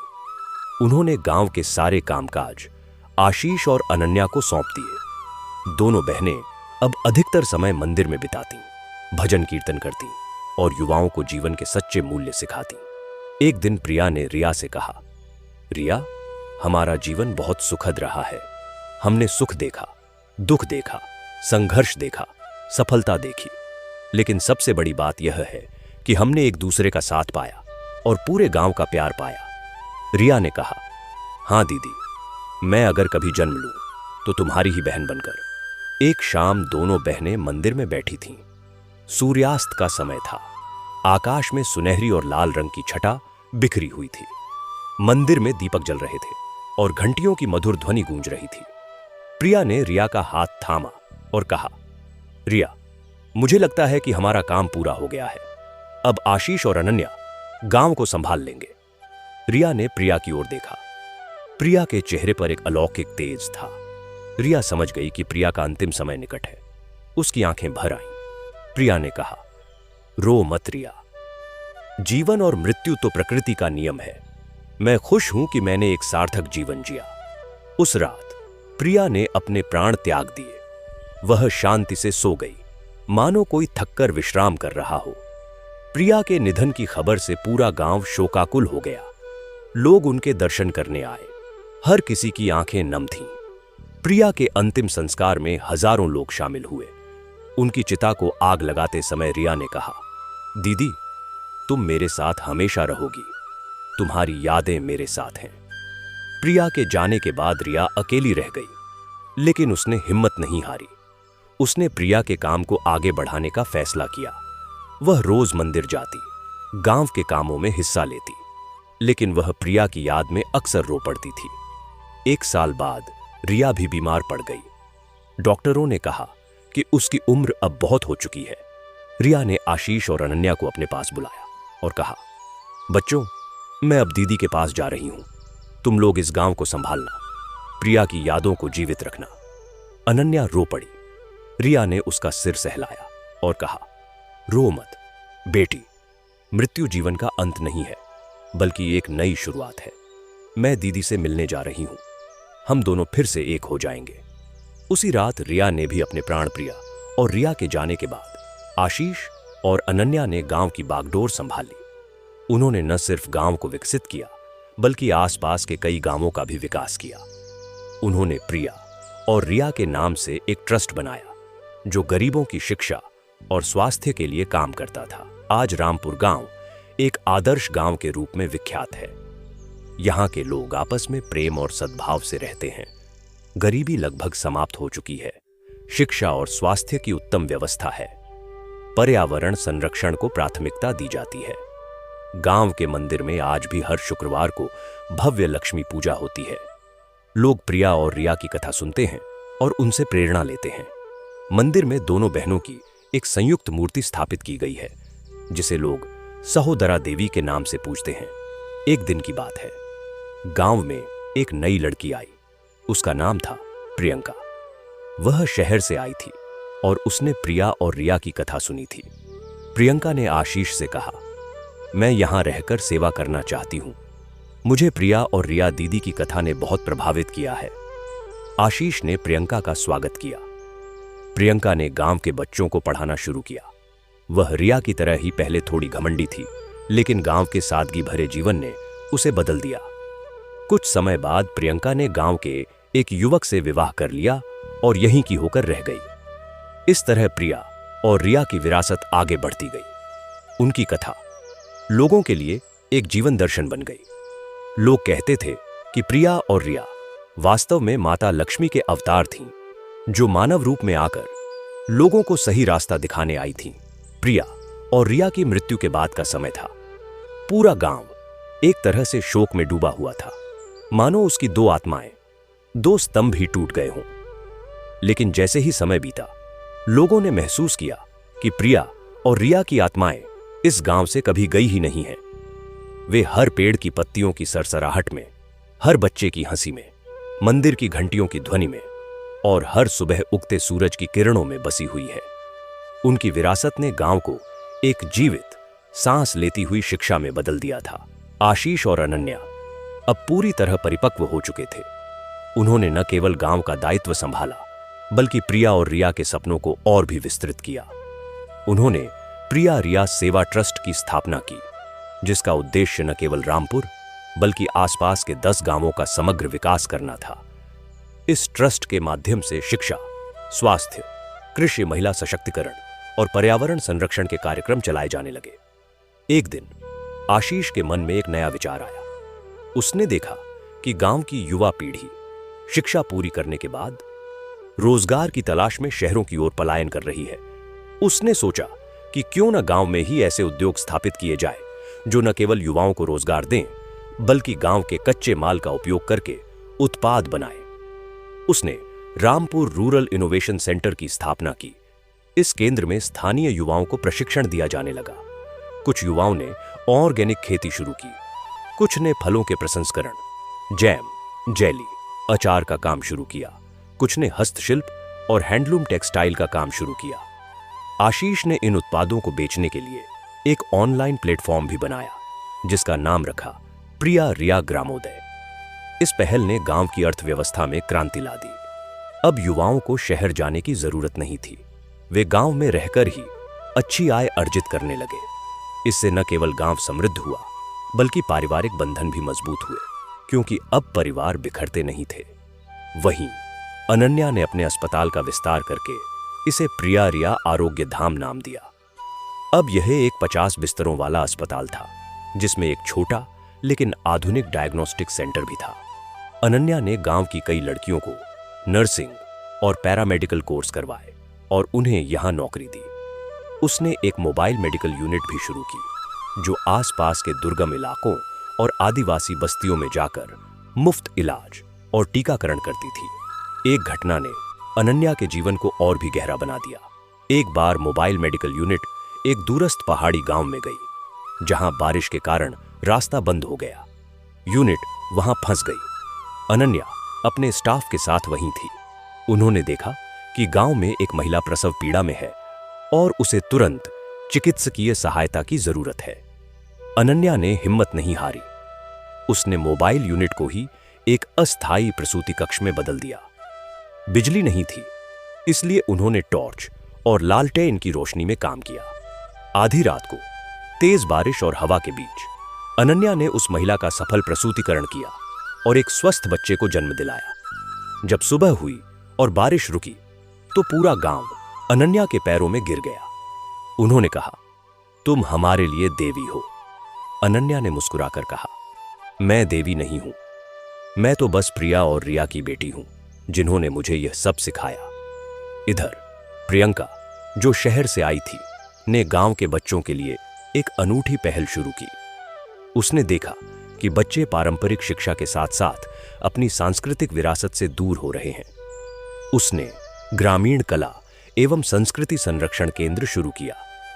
इस केंद्र में बच्चों को पारंपरिक गीत, नृत्य, लोक कथाएं, चित्रकला और शिल्पकला सिखाई जाती थी। सप्ताहांत में बुजुर्ग गांव वाले बच्चों को पुराने समय की कहानियां सुनाते, उन्हें अपने रीति रिवाजों और परंपराओं से जोड़ते। प्रियंका ने गांव के इतिहास को दर्ज करने का भी काम शुरू किया। उसने गांव के सबसे बुजुर्ग लोगों के साथ बैठकर उनसे गांव के इतिहास, पुरानी घटनाओं, लोकगीतों और मुहावरों को रिकॉर्ड किया और एक छोटा सा रामपुर ग्राम इतिहास संग्रहालय बनाया। इस संग्रहालय में प्रिया और रिया की निजी वस्तुएं, उनके द्वारा इस्तेमाल की गई चीजें और उनके जीवन की तस्वीरों का एक कोना भी समर्पित था। यह संग्रहालय गांव के लोगों के लिए एक तीर्थ स्थल बन गया। एक दिन गांव में एक नया मेहमान आया। वह एक विदेशी शोधार्थी था, जिसका नाम था डेविड। वह भारत के ग्रामीण विकास मॉडल पर शोध कर रहा था। उसने रामपुर के बारे में पढ़ा था और वह व्यक्तिगत रूप से यहां आकर अध्ययन करना चाहता था। आशीष ने उसका स्वागत किया और उसे गांव में रहने की इजाजत दी। डेविड ने कई महीने रामपुर में बिताए।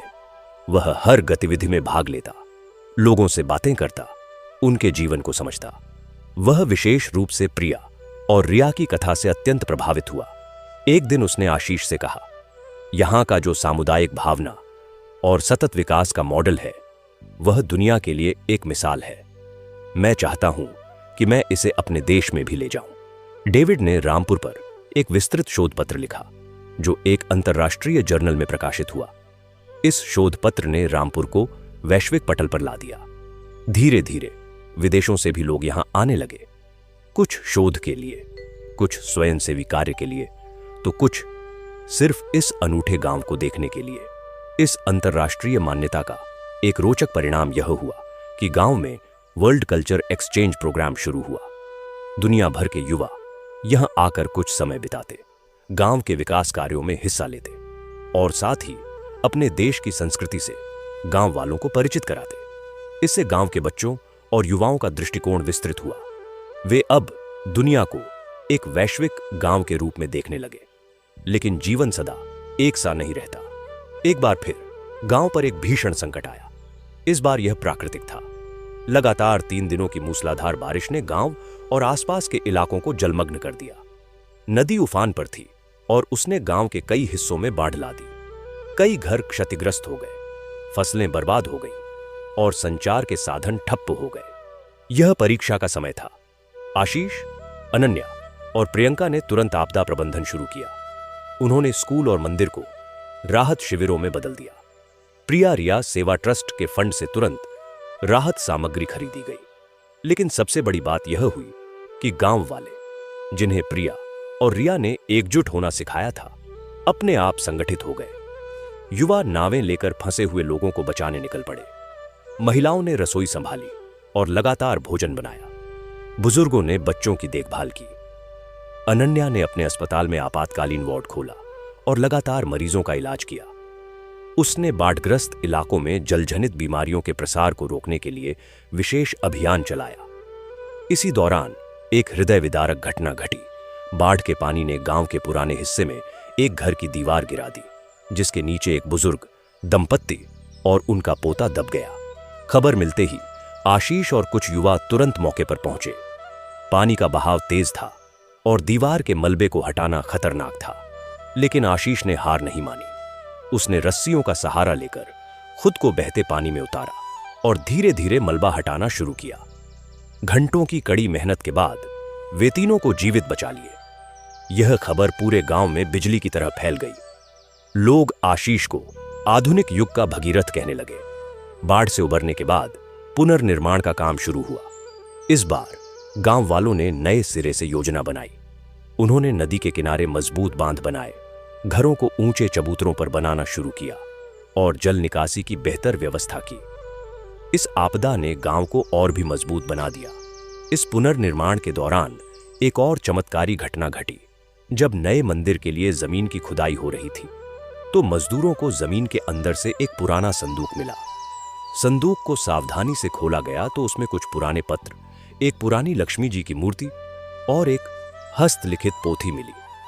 पोथी को पढ़ने पर पता चला कि यह प्रिया की हस्तलिखित डायरी थी, जिसमें उसने अपने जीवन के संघर्ष, विचार और आध्यात्मिक अनुभव लिखे थे। इस डायरी को पढ़कर लोगों की आंखें नम हो गईं। इसमें प्रिया ने लिखा था, आज रिया ने मुझे फोन पर बुरा भला कहा। मेरा दिल टूट गया है, लेकिन मैं उससे नाराज नहीं हूं। मैं जानती हूं कि उसका हृदय अभी अज्ञान के अंधकार में है। माता लक्ष्मी, कृपा करके उसे प्रकाश दिखाइए, उसे सही रास्ते पर लाइए। एक और जगह लिखा था, आज मुझे बैंक से 50,000 रुपये मिले। मैं नहीं जानती कि यह किसकी कृपा है, लेकिन मैं माता लक्ष्मी को धन्यवाद देती हूं। मैं यह पैसा अपनी दुकान के लिए लगाऊंगी और जो भी मुनाफा होगा उसका एक हिस्सा गरीबों की मदद के लिए अलग रखूंगी। इस डायरी को पाकर गांव वालों को लगा जैसे प्रिया एक बार फिर से उनके बीच आ गई है, उनसे बातें कर रही हैं। इस डायरी को संग्रहालय में एक विशेष स्थान पर रखा गया, जहां लोग आकर इसे देख सकते थे। इस घटना के बाद गांव में एक नई परंपरा शुरू हुई। हर वर्ष प्रिया और रिया की पुण्यतिथि पर गांव में सहोदरा उत्सव मनाया जाने लगा। यह उत्सव 1 सप्ताह चलता था। इसमें भजन कीर्तन, सामुदायिक भोज, सांस्कृतिक कार्यक्रम और सेवा कार्य शामिल थे। इस उत्सव में दूर दूर से लोग आते थे, जिनमें वे लोग भी शामिल थे जिनकी जिंदगी प्रिया और रिया की कथा ने बदली थी। एक बार इस उत्सव में एक विशेष मेहमान आए। वे थे एक बुजुर्ग महिला और उसका पुत्र। महिला ने बताया कि वह कई साल पहले रामपुर आई थी, जब वह गरीब और निराश थी। उसने प्रिया से मुलाकात की थी और प्रिया ने उसे आशीर्वाद दिया था और कुछ पैसे दिए थे, जिससे उसने एक छोटा सा काम शुरू किया था। आज वह एक सफल व्यवसायी है और उसका बेटा एक इंजीनियर है। उसने कहा, प्रिया, दीदी ने मुझे सिर्फ पैसे नहीं दिए, उन्होंने मुझे आत्मविश्वास दिया। उन्होंने कहा था कि मेहनत और ईमानदारी से काम करो, माता लक्ष्मी तुम्हारा साथ देंगी। और सचमुच ऐसा ही हुआ। ऐसे ही कई लोग अपनी कहानियां सुनाते। हर किसी की जुबान पर प्रिया और रिया का नाम था। यह उत्सव केवल एक स्मरणोत्सव नहीं रह गया था, बल्कि यह एक जीवित श्रद्धा और कृतज्ञता का प्रतीक बन गया था। समय के साथ आशीष और अनन्या ने भी अपने जीवन में नए पड़ाव देखे। आशीष ने प्रियंका से विवाह किया और अनन्या ने एक डॉक्टर से, जो उसके अस्पताल में काम करता था। दोनों के अपने अपने परिवार हुए। आशीष का एक बेटा हुआ जिसका नाम उसने प्रियांश रखा, और अनन्या की एक बेटी हुई जिसका नाम उसने रियाश्री रखा। इन नामों में प्रिया और रिया का नाम जीवित था। प्रियांश और रियाश्री बचपन से ही प्रिया और रिया की कथाएं सुनकर बड़े हुए। उनके लिए प्रिया और रिया कोई दूर की कहानी के पात्र नहीं थे, बल्कि वे उनकी परदादी थीं, जिनकी आत्मा हर जगह बसी हुई थी। दोनों बच्चों ने भी सेवा और समर्पण का पाठ सीखा। प्रियांश ने पर्यावरण इंजीनियरिंग की पढ़ाई की और रियाश्री ने सामुदायिक चिकित्सा, कम्युनिटी मेडिसिन में विशेषज्ञता हासिल की। जब प्रियांश बड़ा हुआ तो उसने गांव में ग्रीन रामपुर प्रोजेक्ट शुरू किया। इस प्रोजेक्ट के तहत उसने गांव को पूरी तरह कार्बन न्यूट्रल बनाने का लक्ष्य रखा। सौर ऊर्जा के अलावा उसने बायोगैस संयंत्र लगाए, वाटर हार्वेस्टिंग की व्यवस्था को और विकसित किया और गांव के चारों ओर ऑक्सीजन वन लगाया। उसने गांव के कचरे को प्रबंधित करने के लिए एक वेस्ट टू वेल्थ प्लांट भी स्थापित किया, जहां कचरे से खाद बनाई जाती थी। रियाश्री ने प्रिवेंटिव हेल्थ केयर मॉडल पर काम किया। उसने गांव के हर नागरिक का स्वास्थ्य रिकॉर्ड डिजिटल तरीके से तैयार किया, नियमित स्वास्थ्य जांच शिविर लगाए। उसने मानसिक स्वास्थ्य पर भी ध्यान दिया और गांव में एक मनोवैज्ञानिक परामर्श केंद्र शुरू किया, जहां लोग बिना झिझक अपनी मानसिक समस्याओं के बारे में बात कर सकते थे। एक दिन गांव को एक बड़े पुरस्कार के लिए चुना गया, ग्लोबल ग्रीन विलेज अवार्ड, जो पर्यावरण संरक्षण और सतत विकास में उत्कृष्ट योगदान के लिए दिया जाता था। यह पुरस्कार स्वीडन में आयोजित एक समारोह में दिया जाना था। गांव की तरफ से प्रियांश और रियाश्री को यह पुरस्कार लेने के लिए भेजा गया। विदेश में जब प्रियांश ने अपना भाषण दिया तो उसने प्रिया और रिया की पूरी कथा सुनाई। उसने बताया कि कैसे दो बहनों के प्रेम और सेवा ने एक पूरे गांव का भाग्य बदल दिया। उसने कहा, यह पुरस्कार हमारे गांव के लिए नहीं है, बल्कि उन दो साधारण महिलाओं के लिए है, जिन्होंने असाधारण संकल्प के साथ अपने जीवन को सेवा के लिए समर्पित कर दिया। वे हमारी प्रेरणा है, हमारी आत्मा है। प्रियांश और रियाश्री जब पुरस्कार लेकर गांव लौटे तो पूरा गांव उनका स्वागत करने के लिए इकट्ठा था। उस दिन गांव में ऐसा लग रहा था मानो प्रिया और रिया स्वयं आकर खड़ी हो गई हों। लोगों ने महसूस किया कि यह पुरस्कार उन दोनों को समर्पित है। अब रामपुर केवल एक गांव नहीं रह गया था, यह एक आंदोलन बन गया था। देश के विभिन्न हिस्सों से लोग यहां आते, यहां के मॉडल को समझते और फिर अपने अपने गांवों में इसे लागू करते। आशीष और अनन्या ने एक ग्राम विकास मार्गदर्शिका भी तैयार की, जिसमें हर चरण का विस्तृत विवरण था। प्रिया और रिया की कथा अब पुस्तकों में छपने लगी थी, डॉक्यूमेंट्री बनने लगी थी। लेकिन सबसे सुंदर बात यह थी कि यह कथा लोकगीतों और लोकनाट्यों में ढल गई थी। गांव के कलाकार इस कथा को नाटक के रूप में प्रस्तुत करते, जिसे देखने दूर दूर से लोग आते थे। एक बार एक बड़े शहर के एक प्रसिद्ध नाट्य निर्देशक ने इस कथा पर एक नाटक तैयार किया। इस नाटक का प्रीमियर शहर के बड़े सभागार में हुआ। आशीष, अनन्या, प्रियांश और रियाश्री को विशेष अतिथि के रूप में आमंत्रित किया गया। नाटक के अंत में जब सारे कलाकारों ने प्रिया और रिया की भूमिका निभाने वाली कलाकारों को स्टेज पर खड़ा किया तो पूरा सभागार तालियों से गूंज उठा। लोगों की आंखों में आंसू थे। उस दिन आशीष ने महसूस किया कि उनकी माताएं अमर हो गई हैं। वे केवल उनकी माताएं नहीं रहीं, बल्कि वे एक विचार बन गईं, एक आदर्श बन गईं, जो सदियों तक लोगों का मार्गदर्शन करती रहेंगी। वर्षों बीत गए। आशीष और अनन्या अब दादा दादी बन चुके थे। प्रियांश और रियाश्री ने गांव की बागडोर संभाल ली थी। गांव अब और भी विकसित हो चुका था। यहां एक छोटा कॉलेज था, एक पूर्ण विकसित अस्पताल था, एक स्टार्टअप इंक्यूबेशन सेंटर था और एक सांस्कृतिक केंद्र था। लेकिन गांव का मूल चरित्र नहीं बदला था। अभी भी हर शुक्रवार को मंदिर में भव्य पूजा होती थी। अभी भी लोग एक दूसरे के सुख दुख में साथ खड़े होते थे। अभी भी बच्चों को प्रिया और रिया की कथा सुनाई जाती थी। एक दिन बहुत बूढ़े हो चुके आशीष ने अपने पोते प्रियांश के बेटे को गोद में बिठाया। बच्चे ने पूछा, दादाजी, प्रिया और रिया कौन थीं? आशीष ने उसे गले लगाया और कहा, वे कोई नहीं थीं बेटा, वे सब कुछ थीं। वे प्रेम थीं, वे सेवा थीं, वे त्याग थीं, वे आस्था थीं। वे दो बहनें थीं जिन्होंने हमें सिखाया कि असली धन पैसा नहीं बल्कि मानवता है।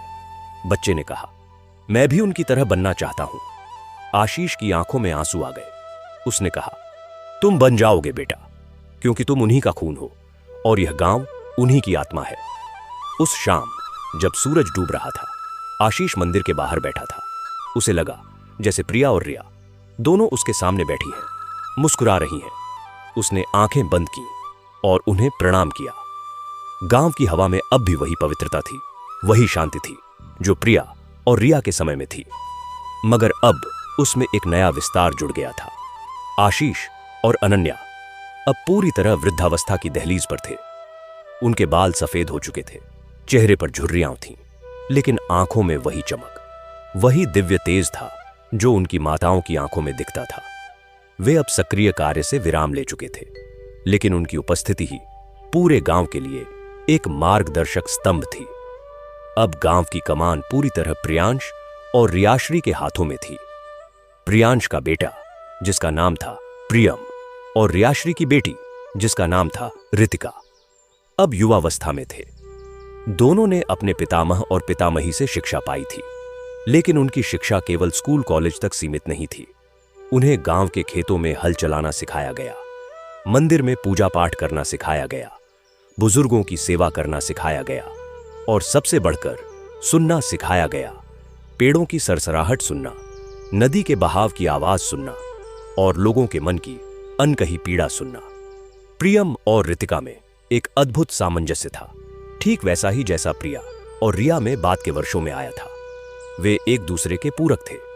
प्रियम की रुचि प्रौद्योगिकी और नवाचार में थी, जबकि रितिका की रुचि कला, संस्कृति और शिक्षा में। लेकिन दोनों का लक्ष्य एक था, गांव को और भी बेहतर बनाना और प्रिया रिया के सपनों को नई ऊंचाइयों पर ले जाना। एक दिन प्रियम के मन में एक विचार आया। उसने देखा कि गांव के बुजुर्गों के पास जीवन का एक अमूल्य खजाना है, अनुभव। लेकिन यह खजाना लिखित रूप में नहीं है और समय के साथ यह धीरे धीरे विलुप्त हो रहा है। उसने ओरल हिस्ट्री प्रोजेक्ट शुरू किया। इस प्रोजेक्ट के तहत उसने गांव के हर बुजुर्ग का विस्तृत साक्षात्कार लिया, उनके जीवन के अनुभवों, पुरानी कहानियों, लोकगीतों, घरेलू नुस्खों और पारंपरिक ज्ञान को रिकॉर्ड किया। इन सभी रिकॉर्डिंग को उसने एक डिजिटल लाइब्रेरी में संगठित किया, जिसे रामपुर ज्ञानकोश नाम दिया गया।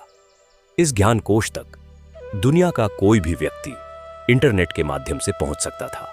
इस प्रोजेक्ट ने एक अप्रत्याशित दिशा ली जब प्रियम ने गांव के सबसे बुजुर्ग व्यक्ति, एक 102 वर्षीय बाबा सोमनाथ से बातचीत की, तो उन्होंने एक ऐसी कथा सुनाई जिससे प्रिया और रिया के जीवन का एक नया, अब तक अज्ञात पहलू सामने आया। बाबा सोमनाथ ने बताया, बेटा, प्रिया और रिया तुम सबके लिए देवी जैसी हैं, लेकिन उनका जीवन हमेशा से इतना आसान नहीं था। एक समय था जब प्रिया ने अपनी बेटी आशा को खोने का सामना किया था। यह सुनकर प्रियम चौंक गया। उसे तो यही पता था कि आशा, उसकी दादी अनन्या की मां, का देहांत बुढ़ापे में हुआ था। बाबा सोमनाथ ने आगे कहा, नहीं बेटा, मैं आशा के बारे में नहीं बोल रहा। प्रिया की पहली संतान एक बेटा था जिसका नाम था श्रीधर। वह बहुत ही तेजस्वी बालक था, लेकिन महज 5 साल की उम्र में ही उसे तेज बुखार हो गया।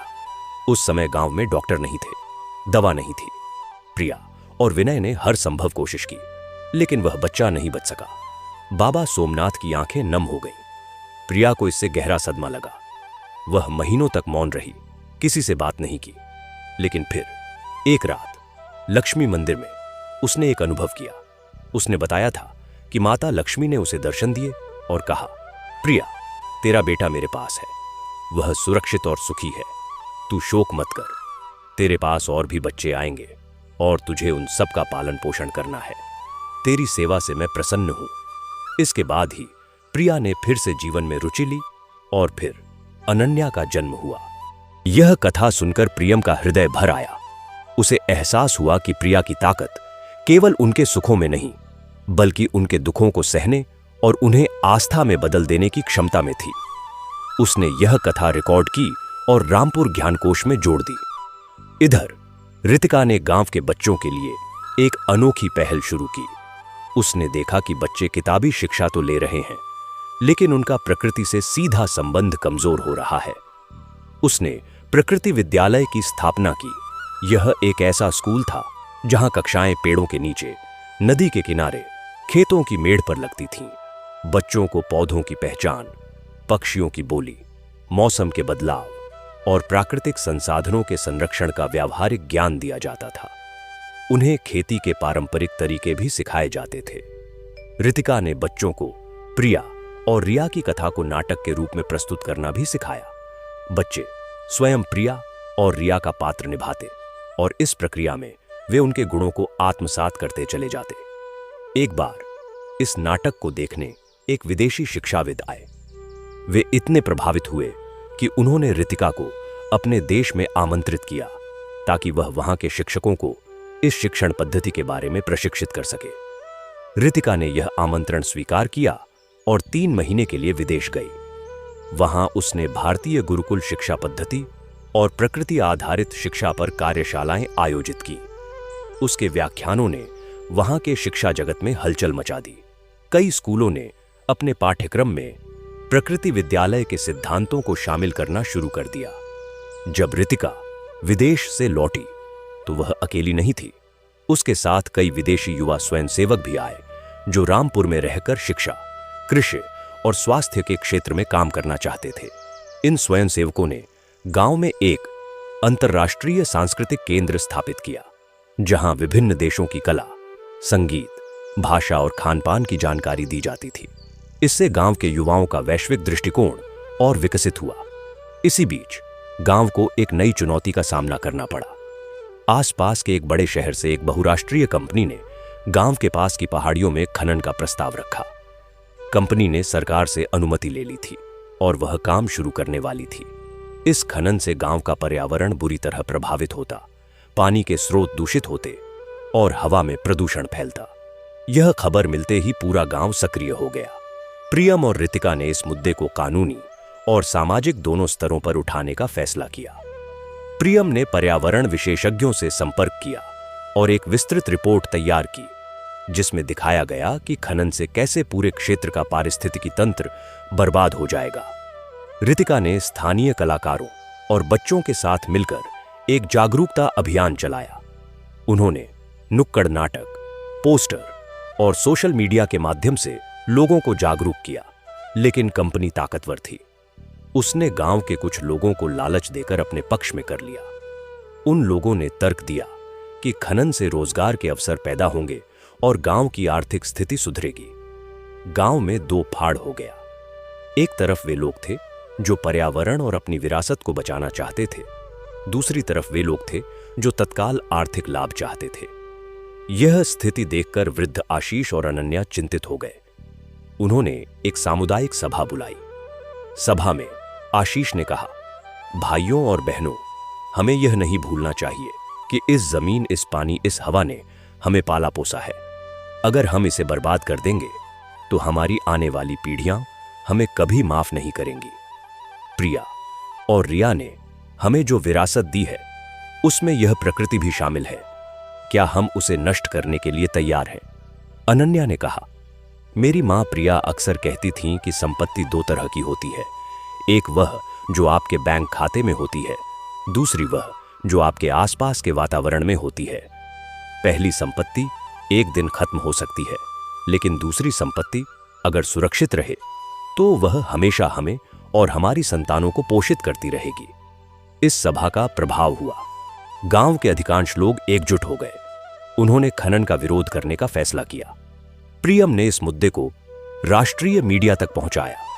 कई पर्यावरणविद और सामाजिक कार्यकर्ता रामपुर पहुंचे और आंदोलन को समर्थन दिया। मामला कोर्ट तक पहुंचा। कोर्ट की कार्यवाही के दौरान एक चमत्कारिक घटना घटी। जब कंपनी के वकील अपने पक्ष में तर्क दे रहे थे, तभी अचानक कोर्टरूम की खिड़की से एक जोड़ी सफेद कबूतर अंदर आई और जज की मेज पर जा बैठी। कबूतरों के गले में छोटे छोटे लाल रिबन बंधे हुए थे। यह दृश्य इतना अप्रत्याशित और मार्मिक था कि पूरा कोर्टरूम स्तब्ध रह गया। जज महोदय, जो स्वयं प्रकृति प्रेमी थे, ने इसे एक संकेत माना। उन्होंने कहा, प्रकृति स्वयं इस मामले में हस्तक्षेप कर रही है। अंततः कोर्ट ने खनन की अनुमति रद्द कर दी और गांव के आसपास के क्षेत्र को पारिस्थितिकी संवेदनशील क्षेत्र घोषित कर दिया। यह गांव के लिए एक ऐतिहासिक जीत थी। इस जीत ने न केवल गांव को बचाया, बल्कि पूरे क्षेत्र के लिए एक मिसाल कायम की। इस संघर्ष के बाद गांव की एकजुटता और मजबूत हुई। उन लोगों को भी अपनी गलती का एहसास हुआ जो कंपनी के पक्ष में थे, और वे वापस समुदाय में शामिल हो गए। गांव ने मिलकर एक प्रकृति संरक्षण समिति बनाई, जिसका काम गांव के पर्यावरण की निगरानी और संरक्षण करना था। इस घटना ने प्रियम और रितिका को एक नया विचार दिया। उन्होंने ग्रीन टूरिज्म को बढ़ावा देने का फैसला किया। उन्होंने पर्यटकों के लिए ऐसे पैकेज तैयार किए जिनमें पर्यटक गांव में रहकर ऑर्गेनिक खेती, वृक्षारोपण और जल संरक्षण के कामों में हिस्सा ले सकते थे। इससे पर्यटकों को एक अलग तरह का अनुभव मिलता और गांव को पर्यावरण संरक्षण के लिए अतिरिक्त श्रम और आय मिलती। धीरे धीरे रामपुर सस्टेनेबल लिविंग यानी सतत जीवन शैली का एक वैश्विक केंद्र बन गया। दुनिया भर के शोधार्थी, छात्र और पर्यावरण प्रेमी यहां आते थे। गांव ने अपने अनुभवों को साझा करने के लिए एक वार्षिक सम्मेलन शुरू किया, रामपुर सस्टेनेबिलिटी समिट। इस सम्मेलन में दुनिया भर के विशेषज्ञ हिस्सा लेते थे। एक बार इस सम्मेलन में एक प्रसिद्ध वैज्ञानिक ने कहा, रामपुर ने साबित कर दिया है कि विकास और पर्यावरण संरक्षण एक साथ चल सकते हैं। यहां का मॉडल दुनिया के लिए एक मार्गदर्शक है। इस सफलता के बीच एक दुखद घटना हुई। आशीष, जो अब 90 वर्ष के हो चुके थे, बीमार पड़ गए। डॉक्टरों ने कहा कि यह उम्र का सामान्य क्षय है।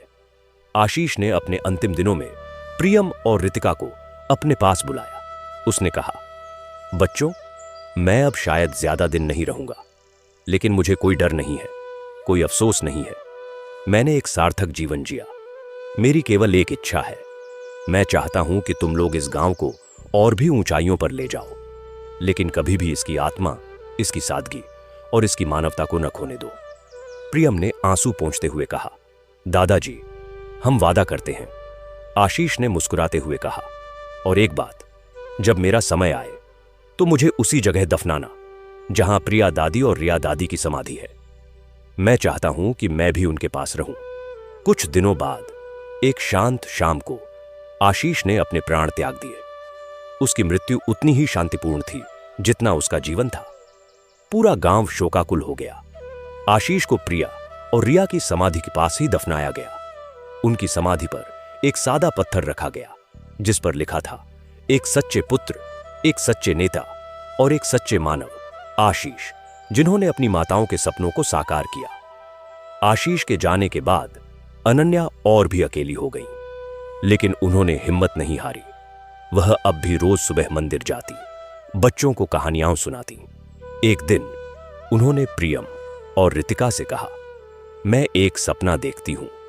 मैं चाहती हूं कि इस गांव में एक जीवन दर्शन विद्यालय हो, जहां लोगों को सिर्फ किताबी ज्ञान नहीं, बल्कि जीवन जीने की कला सिखाई जाए।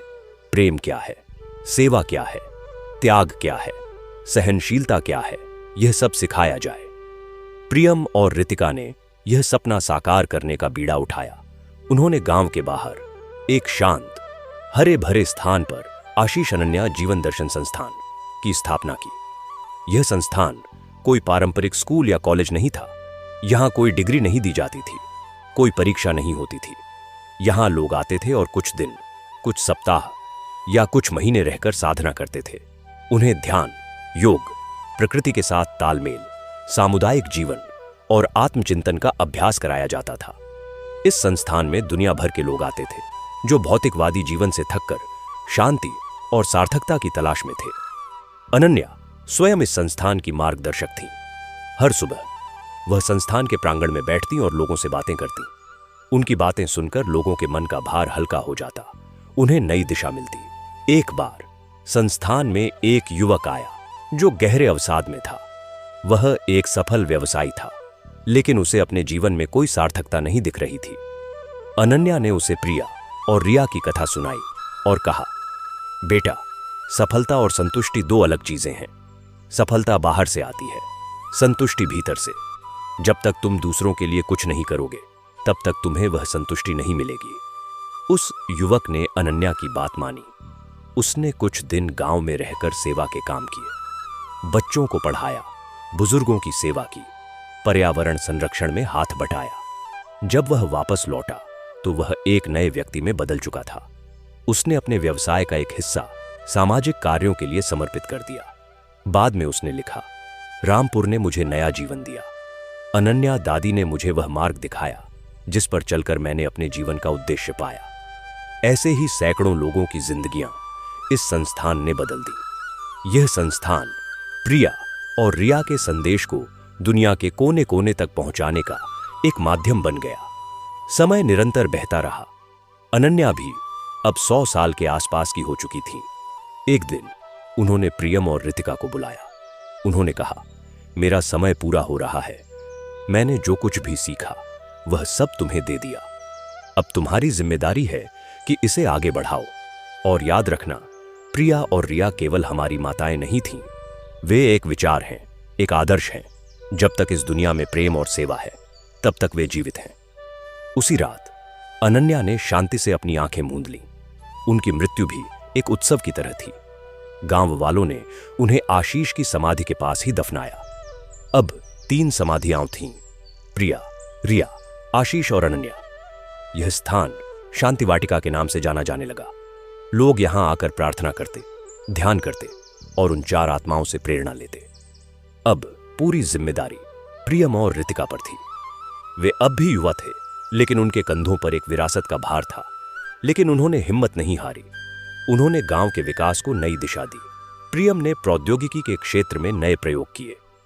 उसने स्मार्ट विलेज प्रोजेक्ट शुरू किया, लेकिन इसका मतलब केवल इंटरनेट और डिजिटल सुविधाएं नहीं थीं। उसने एक ऐसा सिस्टम विकसित किया जिसमें गांव का हर नागरिक अपनी जरूरतों, सुझावों और शिकायतों को एक डिजिटल प्लेटफॉर्म पर साझा कर सकता था। इससे प्रशासनिक कामकाज पारदर्शी और कुशल हुआ। उसने गांव में इनोवेशन हब भी स्थापित किया, जहां युवा अपने नवाचारी विचारों पर काम कर सकते थे। रितिका ने शिक्षा और संस्कृति के क्षेत्र में नए आयाम स्थापित किए। उसने वर्चुअल गुरुकुल शुरू किया, जहां दुनिया भर के बच्चे ऑनलाइन कक्षाओं के माध्यम से भारतीय संस्कृति, दर्शन, योग और प्राकृतिक चिकित्सा सीख सकते थे। उसने गांव की कला और शिल्प को वैश्विक बाजार तक पहुंचाने के लिए एक सहकारी संस्था बनाई, जिससे गांव की कारीगर महिलाओं को अच्छी आमदनी होने लगी। एक दिन प्रियम और रितिका को एक पत्र मिला। पत्र संयुक्त राष्ट्र संघ की ओर से था। इसमें उन्हें ग्लोबल सस्टेनेबिलिटी चैंपियंस के पुरस्कार के लिए चुने जाने की सूचना थी और उन्हें न्यूयॉर्क में आयोजित एक समारोह में भाग लेने के लिए आमंत्रित किया गया था। यह एक बहुत बड़ा सम्मान था। प्रियम और रितिका ने यह आमंत्रण स्वीकार किया। न्यूयॉर्क में जब उन्हें पुरस्कार मिला तो प्रियम ने अपने स्वीकार भाषण में कहा, यह पुरस्कार हमारे लिए नहीं है, यह उन 4 आत्माओं के लिए है जो आज हमारे साथ नहीं है, लेकिन जिनकी आत्मा इस पुरस्कार की हर किरण में बसी हुई है। प्रिया, रिया, आशीष और अनन्या, यह उनकी जीत है। उन्होंने हमें सिखाया कि सच्चा विकास वह है जो मनुष्य और प्रकृति के बीच सामंजस्य स्थापित करे।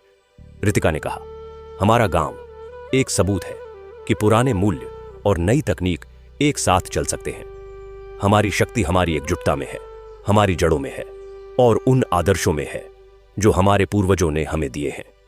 उनके भाषण ने पूरे सभागार को मंत्रमुग्ध कर दिया। लोगों ने खड़े होकर तालियां बजाईं। अगले दिन दुनिया भर के अखबारों में रामपुर गांव और प्रिया रिया की कथा की चर्चा थी। जब प्रियम और रितिका गांव लौटे तो पूरा गांव उनका स्वागत करने के लिए इकट्ठा था। लेकिन उन्होंने कहा, यह सम्मान हम सबका है, हम सब ने मिलकर यह मुकाम हासिल किया है। अब रामपुर एक आदर्श बन चुका था। यहां का मॉडल दुनिया भर के कई देशों में लागू किया जा रहा था। प्रियम और रितिका को दुनिया भर से बुलावे आने लगे कि वे आकर अपने अनुभव साझा करें, लेकिन उन्होंने हमेशा अपनी जड़ों को नहीं भुलाया। वे जहां भी जाते प्रिया और रिया की कथा सुनाते और इस कथा ने दुनिया भर के लोगों के दिलों को छू लिया। एक बार एक बहुत बड़े शहर में एक धनाढ्य उद्योगपति ने प्रियम से पूछा, आपके गांव की सफलता का रहस्य क्या है? प्रियम ने मुस्कुराकर जवाब दिया, रहस्य कोई नहीं है सर, बस दो बहनों ने एक दूसरे से प्रेम किया और उस प्रेम ने पूरे गांव को बदल दिया। हमने बस उनके मार्ग पर चलना जारी रखा। उद्योगपति ने कहा, लेकिन यह तो बहुत सरल है।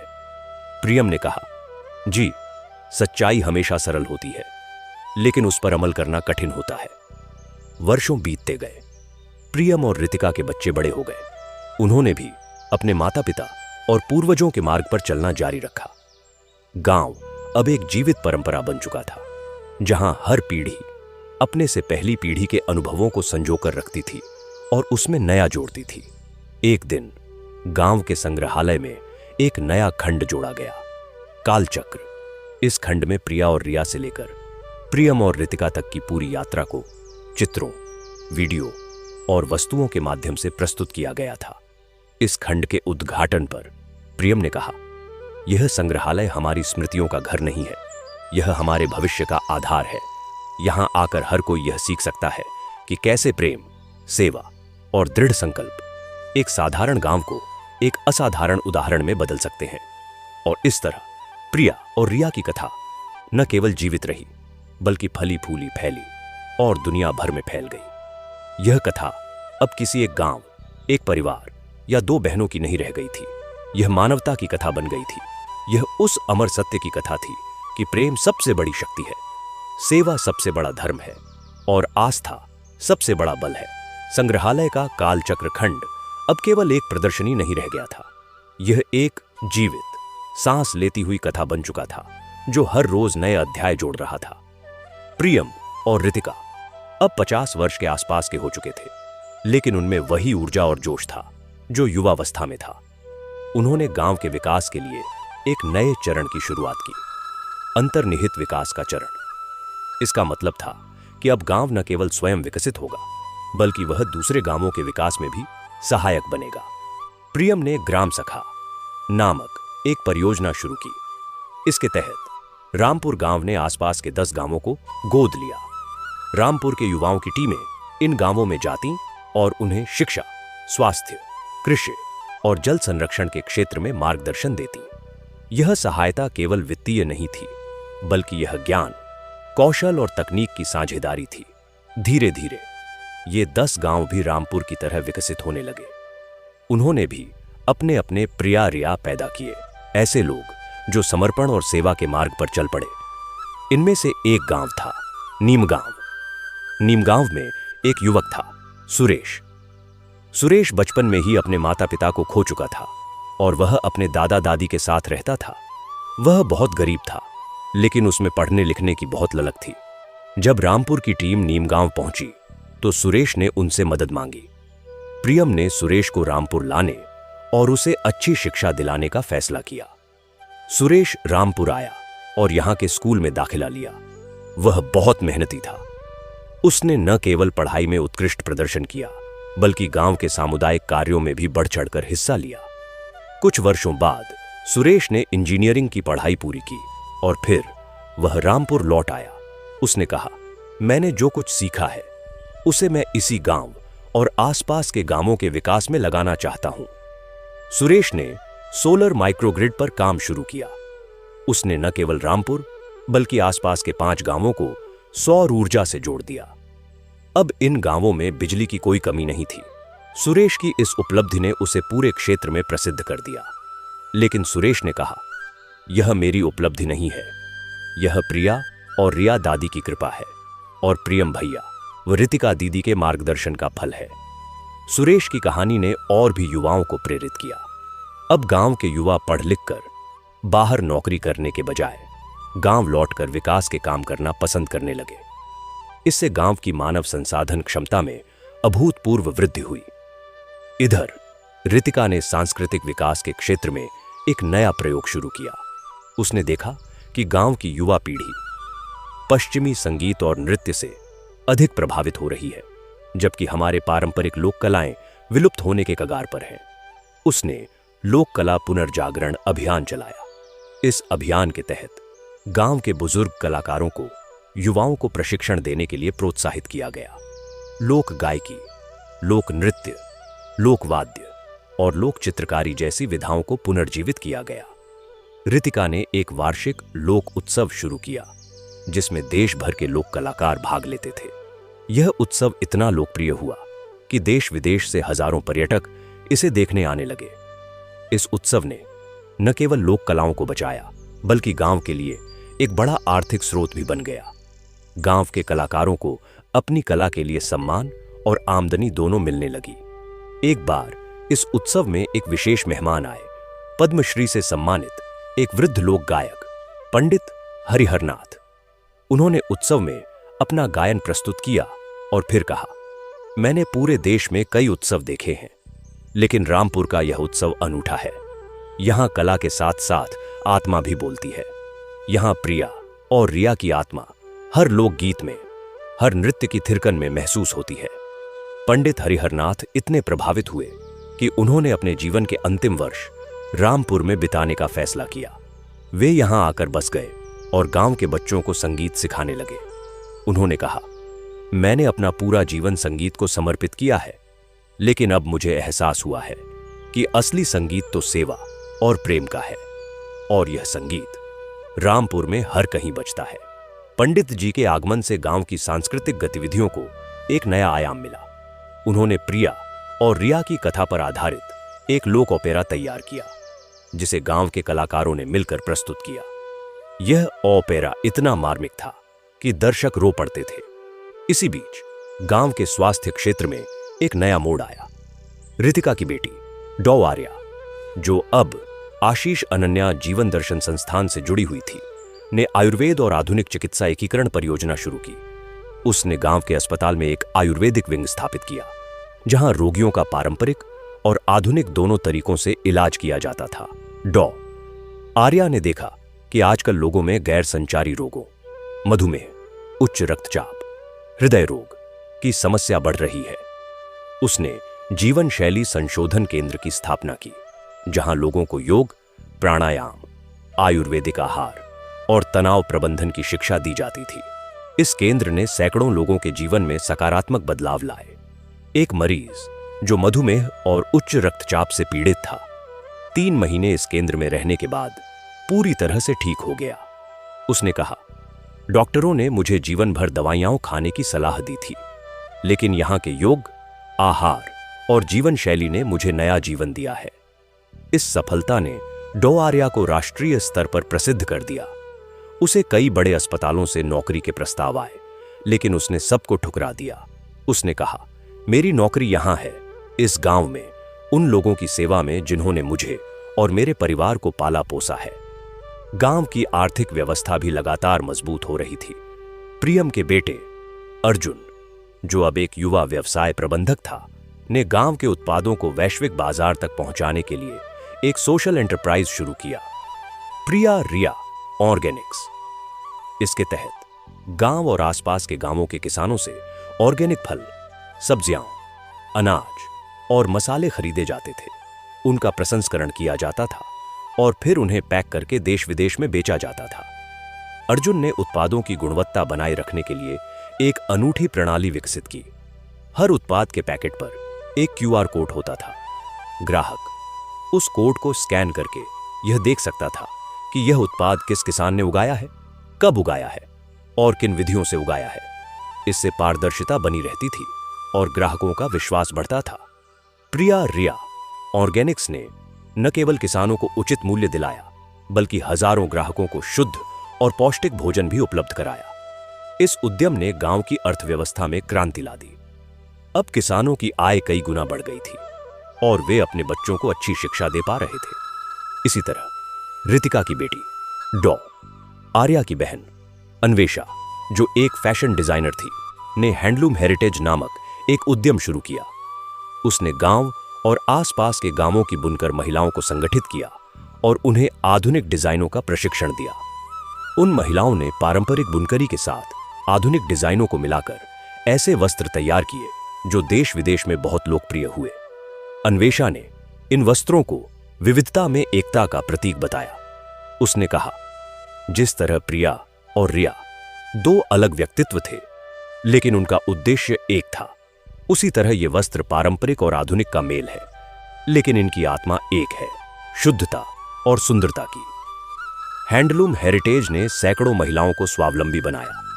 अब वे महिलाएं न केवल अपने परिवार का भरण पोषण करती थीं, बल्कि समाज में सम्मान के साथ जीती थीं। गांव के इस सर्वांगीण विकास ने एक नई चुनौती खड़ी कर दी, शहरीकरण का खतरा।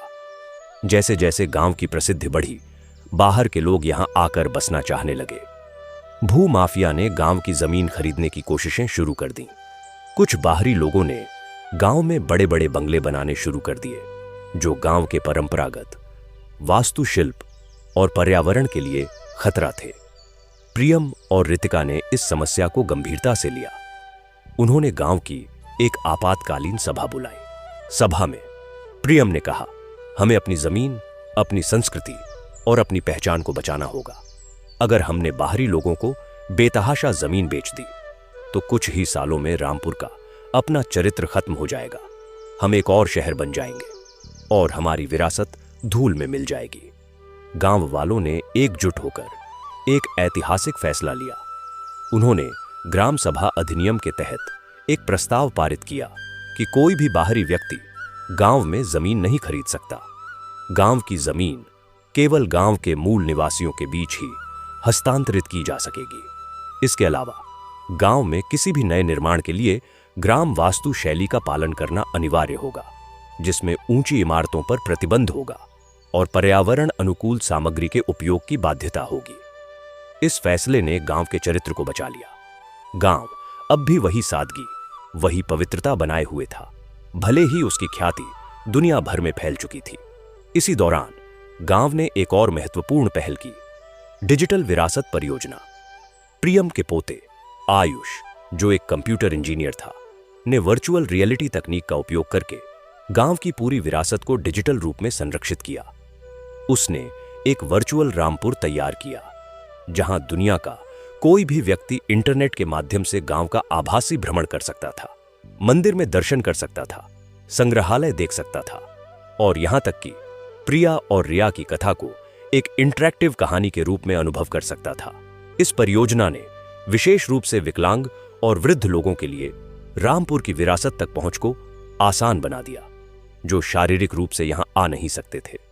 आयुष ने इस परियोजना के बारे में कहा, हमारी विरासत केवल हमारे लिए नहीं है, यह पूरी मानवता के लिए है और तकनीक का उपयोग करके हम इसे दुनिया के हर कोने में पहुंचा सकते हैं। गांव की इस निरंतर प्रगति के बीच एक दिन एक अप्रत्याशित घटना घटी। गांव के मंदिर में लक्ष्मी माता की मूर्ति के सामने रखे एक प्राचीन दीपक से हमेशा की तरह घी का दीपक जल रहा था। अचानक उस दीपक की लौ ने एक अद्भुत आकृति बनाई। ऐसा लगा जैसे दो महिलाएं एक दूसरे का हाथ पकड़े हुए हैं। यह दृश्य कई मिनटों तक बना रहा। जो भी यह देखता वह आश्चर्यचकित रह जाता। मंदिर के पुजारी ने कहा, यह कोई संयोग नहीं है, यह प्रिया और रिया का आशीर्वाद है। वे हमें यह संदेश दे रही हैं कि वे हमेशा हमारे साथ हैं, हमारी रक्षा कर रही हैं।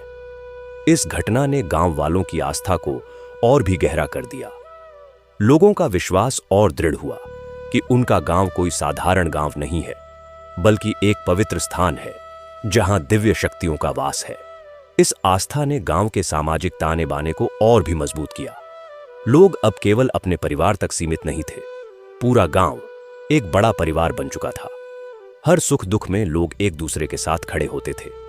एक बार गांव के एक युवक राहुल को एक दुर्लभ बीमारी हो गई। उसके इलाज के लिए बहुत पैसों की जरूरत थी। राहुल के परिवार के पास इतने पैसे नहीं थे। जब यह बात गांव वालों को पता चली तो उन्होंने एक दिन के भीतर ही राहुल के इलाज के लिए पर्याप्त धन इकट्ठा कर लिया। लोगों ने अपनी बचत, अपने गहने, यहां तक कि अपनी जमीन का कुछ हिस्सा बेचकर पैसे जुटाए। राहुल का इलाज सफल रहा और वह ठीक हो गया। जब वह अस्पताल से लौटा तो उसने गांव वालों के सामने सिर झुकाया और कहा, आप सबने मुझे नया जीवन दिया है।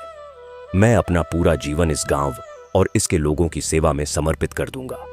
यह घटना गांव की एकजुटता का प्रतीक बन गई। बाहरी लोग हैरान थे, कि आज के भौतिकवादी युग में भी कोई समुदाय इतना एकजुट और परोपकारी कैसे हो सकता है। गांव की इस ख्याति के कारण एक बार एक अंतर्राष्ट्रीय फिल्म निर्माता माइकल रामपुर आया। वह प्रिया और रिया की कथा पर एक फीचर फिल्म बनाना चाहता था। प्रियम और रितिका ने उसका स्वागत किया, लेकिन शर्त रखी कि फिल्म में गांव की आत्मा को विकृत नहीं किया जाएगा और फिल्म की शूटिंग गांव के पर्यावरण को नुकसान नहीं पहुंचाएगी। माइकल ने यह शर्त मान ली। फिल्म की शूटिंग हुई और गांव के कई लोगों ने इसमें अभिनय भी किया। फिल्म बनकर तैयार हुई और उसका प्रीमियर रामपुर में ही हुआ। फिल्म देखकर लोगों की आंखें नम हो गईं। फिल्म ने प्रिया और रिया की कथा को इतनी खूबसूरती और संवेदनशीलता से प्रस्तुत किया था कि दर्शक मंत्रमुग्ध रह गए। फिल्म ने अंतर्राष्ट्रीय स्तर पर सराहना प्राप्त की और कई पुरस्कार जीते। इस फिल्म ने प्रिया और रिया की कथा को दुनिया के कोने कोने तक पहुंचा दिया। दुनिया भर से लोग रामपुर आने लगे, उस पवित्र भूमि को देखने जहां यह अद्भुत कथा घटित हुई थी। लेकिन गांव वालों ने इस पर्यटन को भी नियंत्रित किया। उन्होंने जिम्मेदार पर्यटन की नीति बनाई।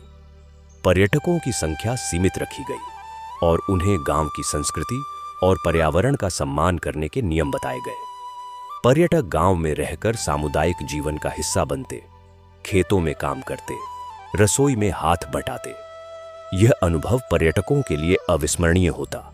एक पर्यटक ने अपने अनुभव को साझा करते हुए लिखा, रामपुर में आकर मैंने सीखा कि खुशी की कीमत नहीं होती। खुशी साझा करने में होती है, सेवा करने में होती है। मैं यहां 1 महीना रहा, लेकिन इस 1 महीने ने मेरे जीवन को बदल दिया। गांव की इस निरंतर यात्रा में एक और पीढ़ी बड़ी हो रही थी। प्रियम के पोते पोतियां और रितिका के पोते पोतियां अब युवा हो चुके थे। उन्होंने अपने पूर्वजों की विरासत को नए तरीके से आगे बढ़ाने का फैसला किया।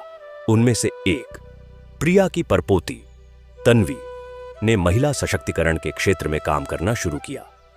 उसने गांव और आसपास के गांवों की महिलाओं के लिए स्वावलंबन संस्थान खोला, जहां महिलाएं कंप्यूटर शिक्षा, व्यवसाय प्रबंधन, कानूनी जागरूकता और आत्मरक्षा के गुण सीखती थीं। तन्वी का लक्ष्य था कि हर महिला न केवल आर्थिक रूप से स्वावलंबी बने, बल्कि समाज में अपने अधिकारों के प्रति भी सजग रहे। तन्वी ने कहा, प्रिया और रिया दादी ने हमें सिखाया कि महिलाएं किसी से कम नहीं हैं। वे चाहें तो न केवल अपना, बल्कि पूरे समाज का भाग्य बदल सकती हैं। मैं उनके सपने को आगे बढ़ा रही हूं। इसी तरह रिया की परपोती आदित्य ने युवा नेतृत्व कार्यक्रम शुरू किया। उसने गांव के युवाओं को राजनीतिक और सामाजिक नेतृत्व के लिए प्रशिक्षित किया। उसका मानना था कि देश का भविष्य युवाओं के हाथों में है और अगर युवा सही मार्गदर्शन पाए तो वे देश को नई ऊंचाइयों पर ले जा सकते हैं। आदित्य ने कहा, हमारे पूर्वजों ने हमें जो विरासत दी है उसे संभालना और आगे बढ़ाना हम युवाओं की जिम्मेदारी है। हमें न केवल इस गांव बल्कि पूरे देश के विकास के बारे में सोचना चाहिए। गांव की यह यात्रा अब 1 सदी से भी अधिक समय से चल रही थी। प्रिया और रिया से शुरू हुई यह कथा अब एक विशाल वटवृक्ष की तरह फैल चुकी थी, जिसकी शाखाएं दूर दूर तक जा पहुंची थीं। आज रामपुर केवल एक गांव नहीं है, यह एक विचार है, एक आदर्श है, एक जीवन दर्शन है। यहां आकर लोगों को एहसास होता है कि मानवता अब भी मरी नहीं है, प्रेम अभी जीवित है और सेवा अभी सबसे बड़ा धर्म है। गांव के मुख्य द्वार पर एक बड़ा सा पत्थर लगा हुआ है, जिस पर लिखा है, स्वागत है आपका रामपुर में, जहां प्रेम का राज है, सेवा का धर्म है और मानवता का संविधान है। और इस पत्थर के नीचे छोटे छोटे अक्षरों में लिखा है, यहां प्रिया और रिया की आत्मा निवास करती है। तो प्रिय श्रोताओं, यह कथा यहीं विराम लेती है, लेकिन कभी समाप्त नहीं होती, क्योंकि जब तक एक भी हृदय में प्रेम है, जब तक एक भी हाथ सेवा के लिए उठता है, जब तक एक भी आंख दूसरे के दुख से नम होती है, तब तक यह कथा जीवित रहेगी। और यह कथा केवल रामपुर की नहीं है, यह आपकी भी है, मेरी भी है, हम सबकी है, क्योंकि हर किसी के भीतर एक प्रिया और एक रिया बसती है, एक जो देती है और एक जो सीखती है, एक जो माफ करती है और एक जो पछताती है, एक जो सेवा करती है और एक जो समर्पित होती है। बस हमें अपने भीतर की उस प्रिया और रिया को पहचानना है, जगाना है और उन्हें मिलकर एक सुंदर सिंफनी रचने देना है। माता लक्ष्मी, आप सभी पर अपनी कृपा बनाए रखें। आपके घर में प्रेम का साम्राज्य हो, सेवा का मंदिर हो और आस्था का दीपक हमेशा जलता रहे। तो प्रिय दर्शन बंधु, यह कथा आपको कैसी लगी कमेंट में जरूर बताएं।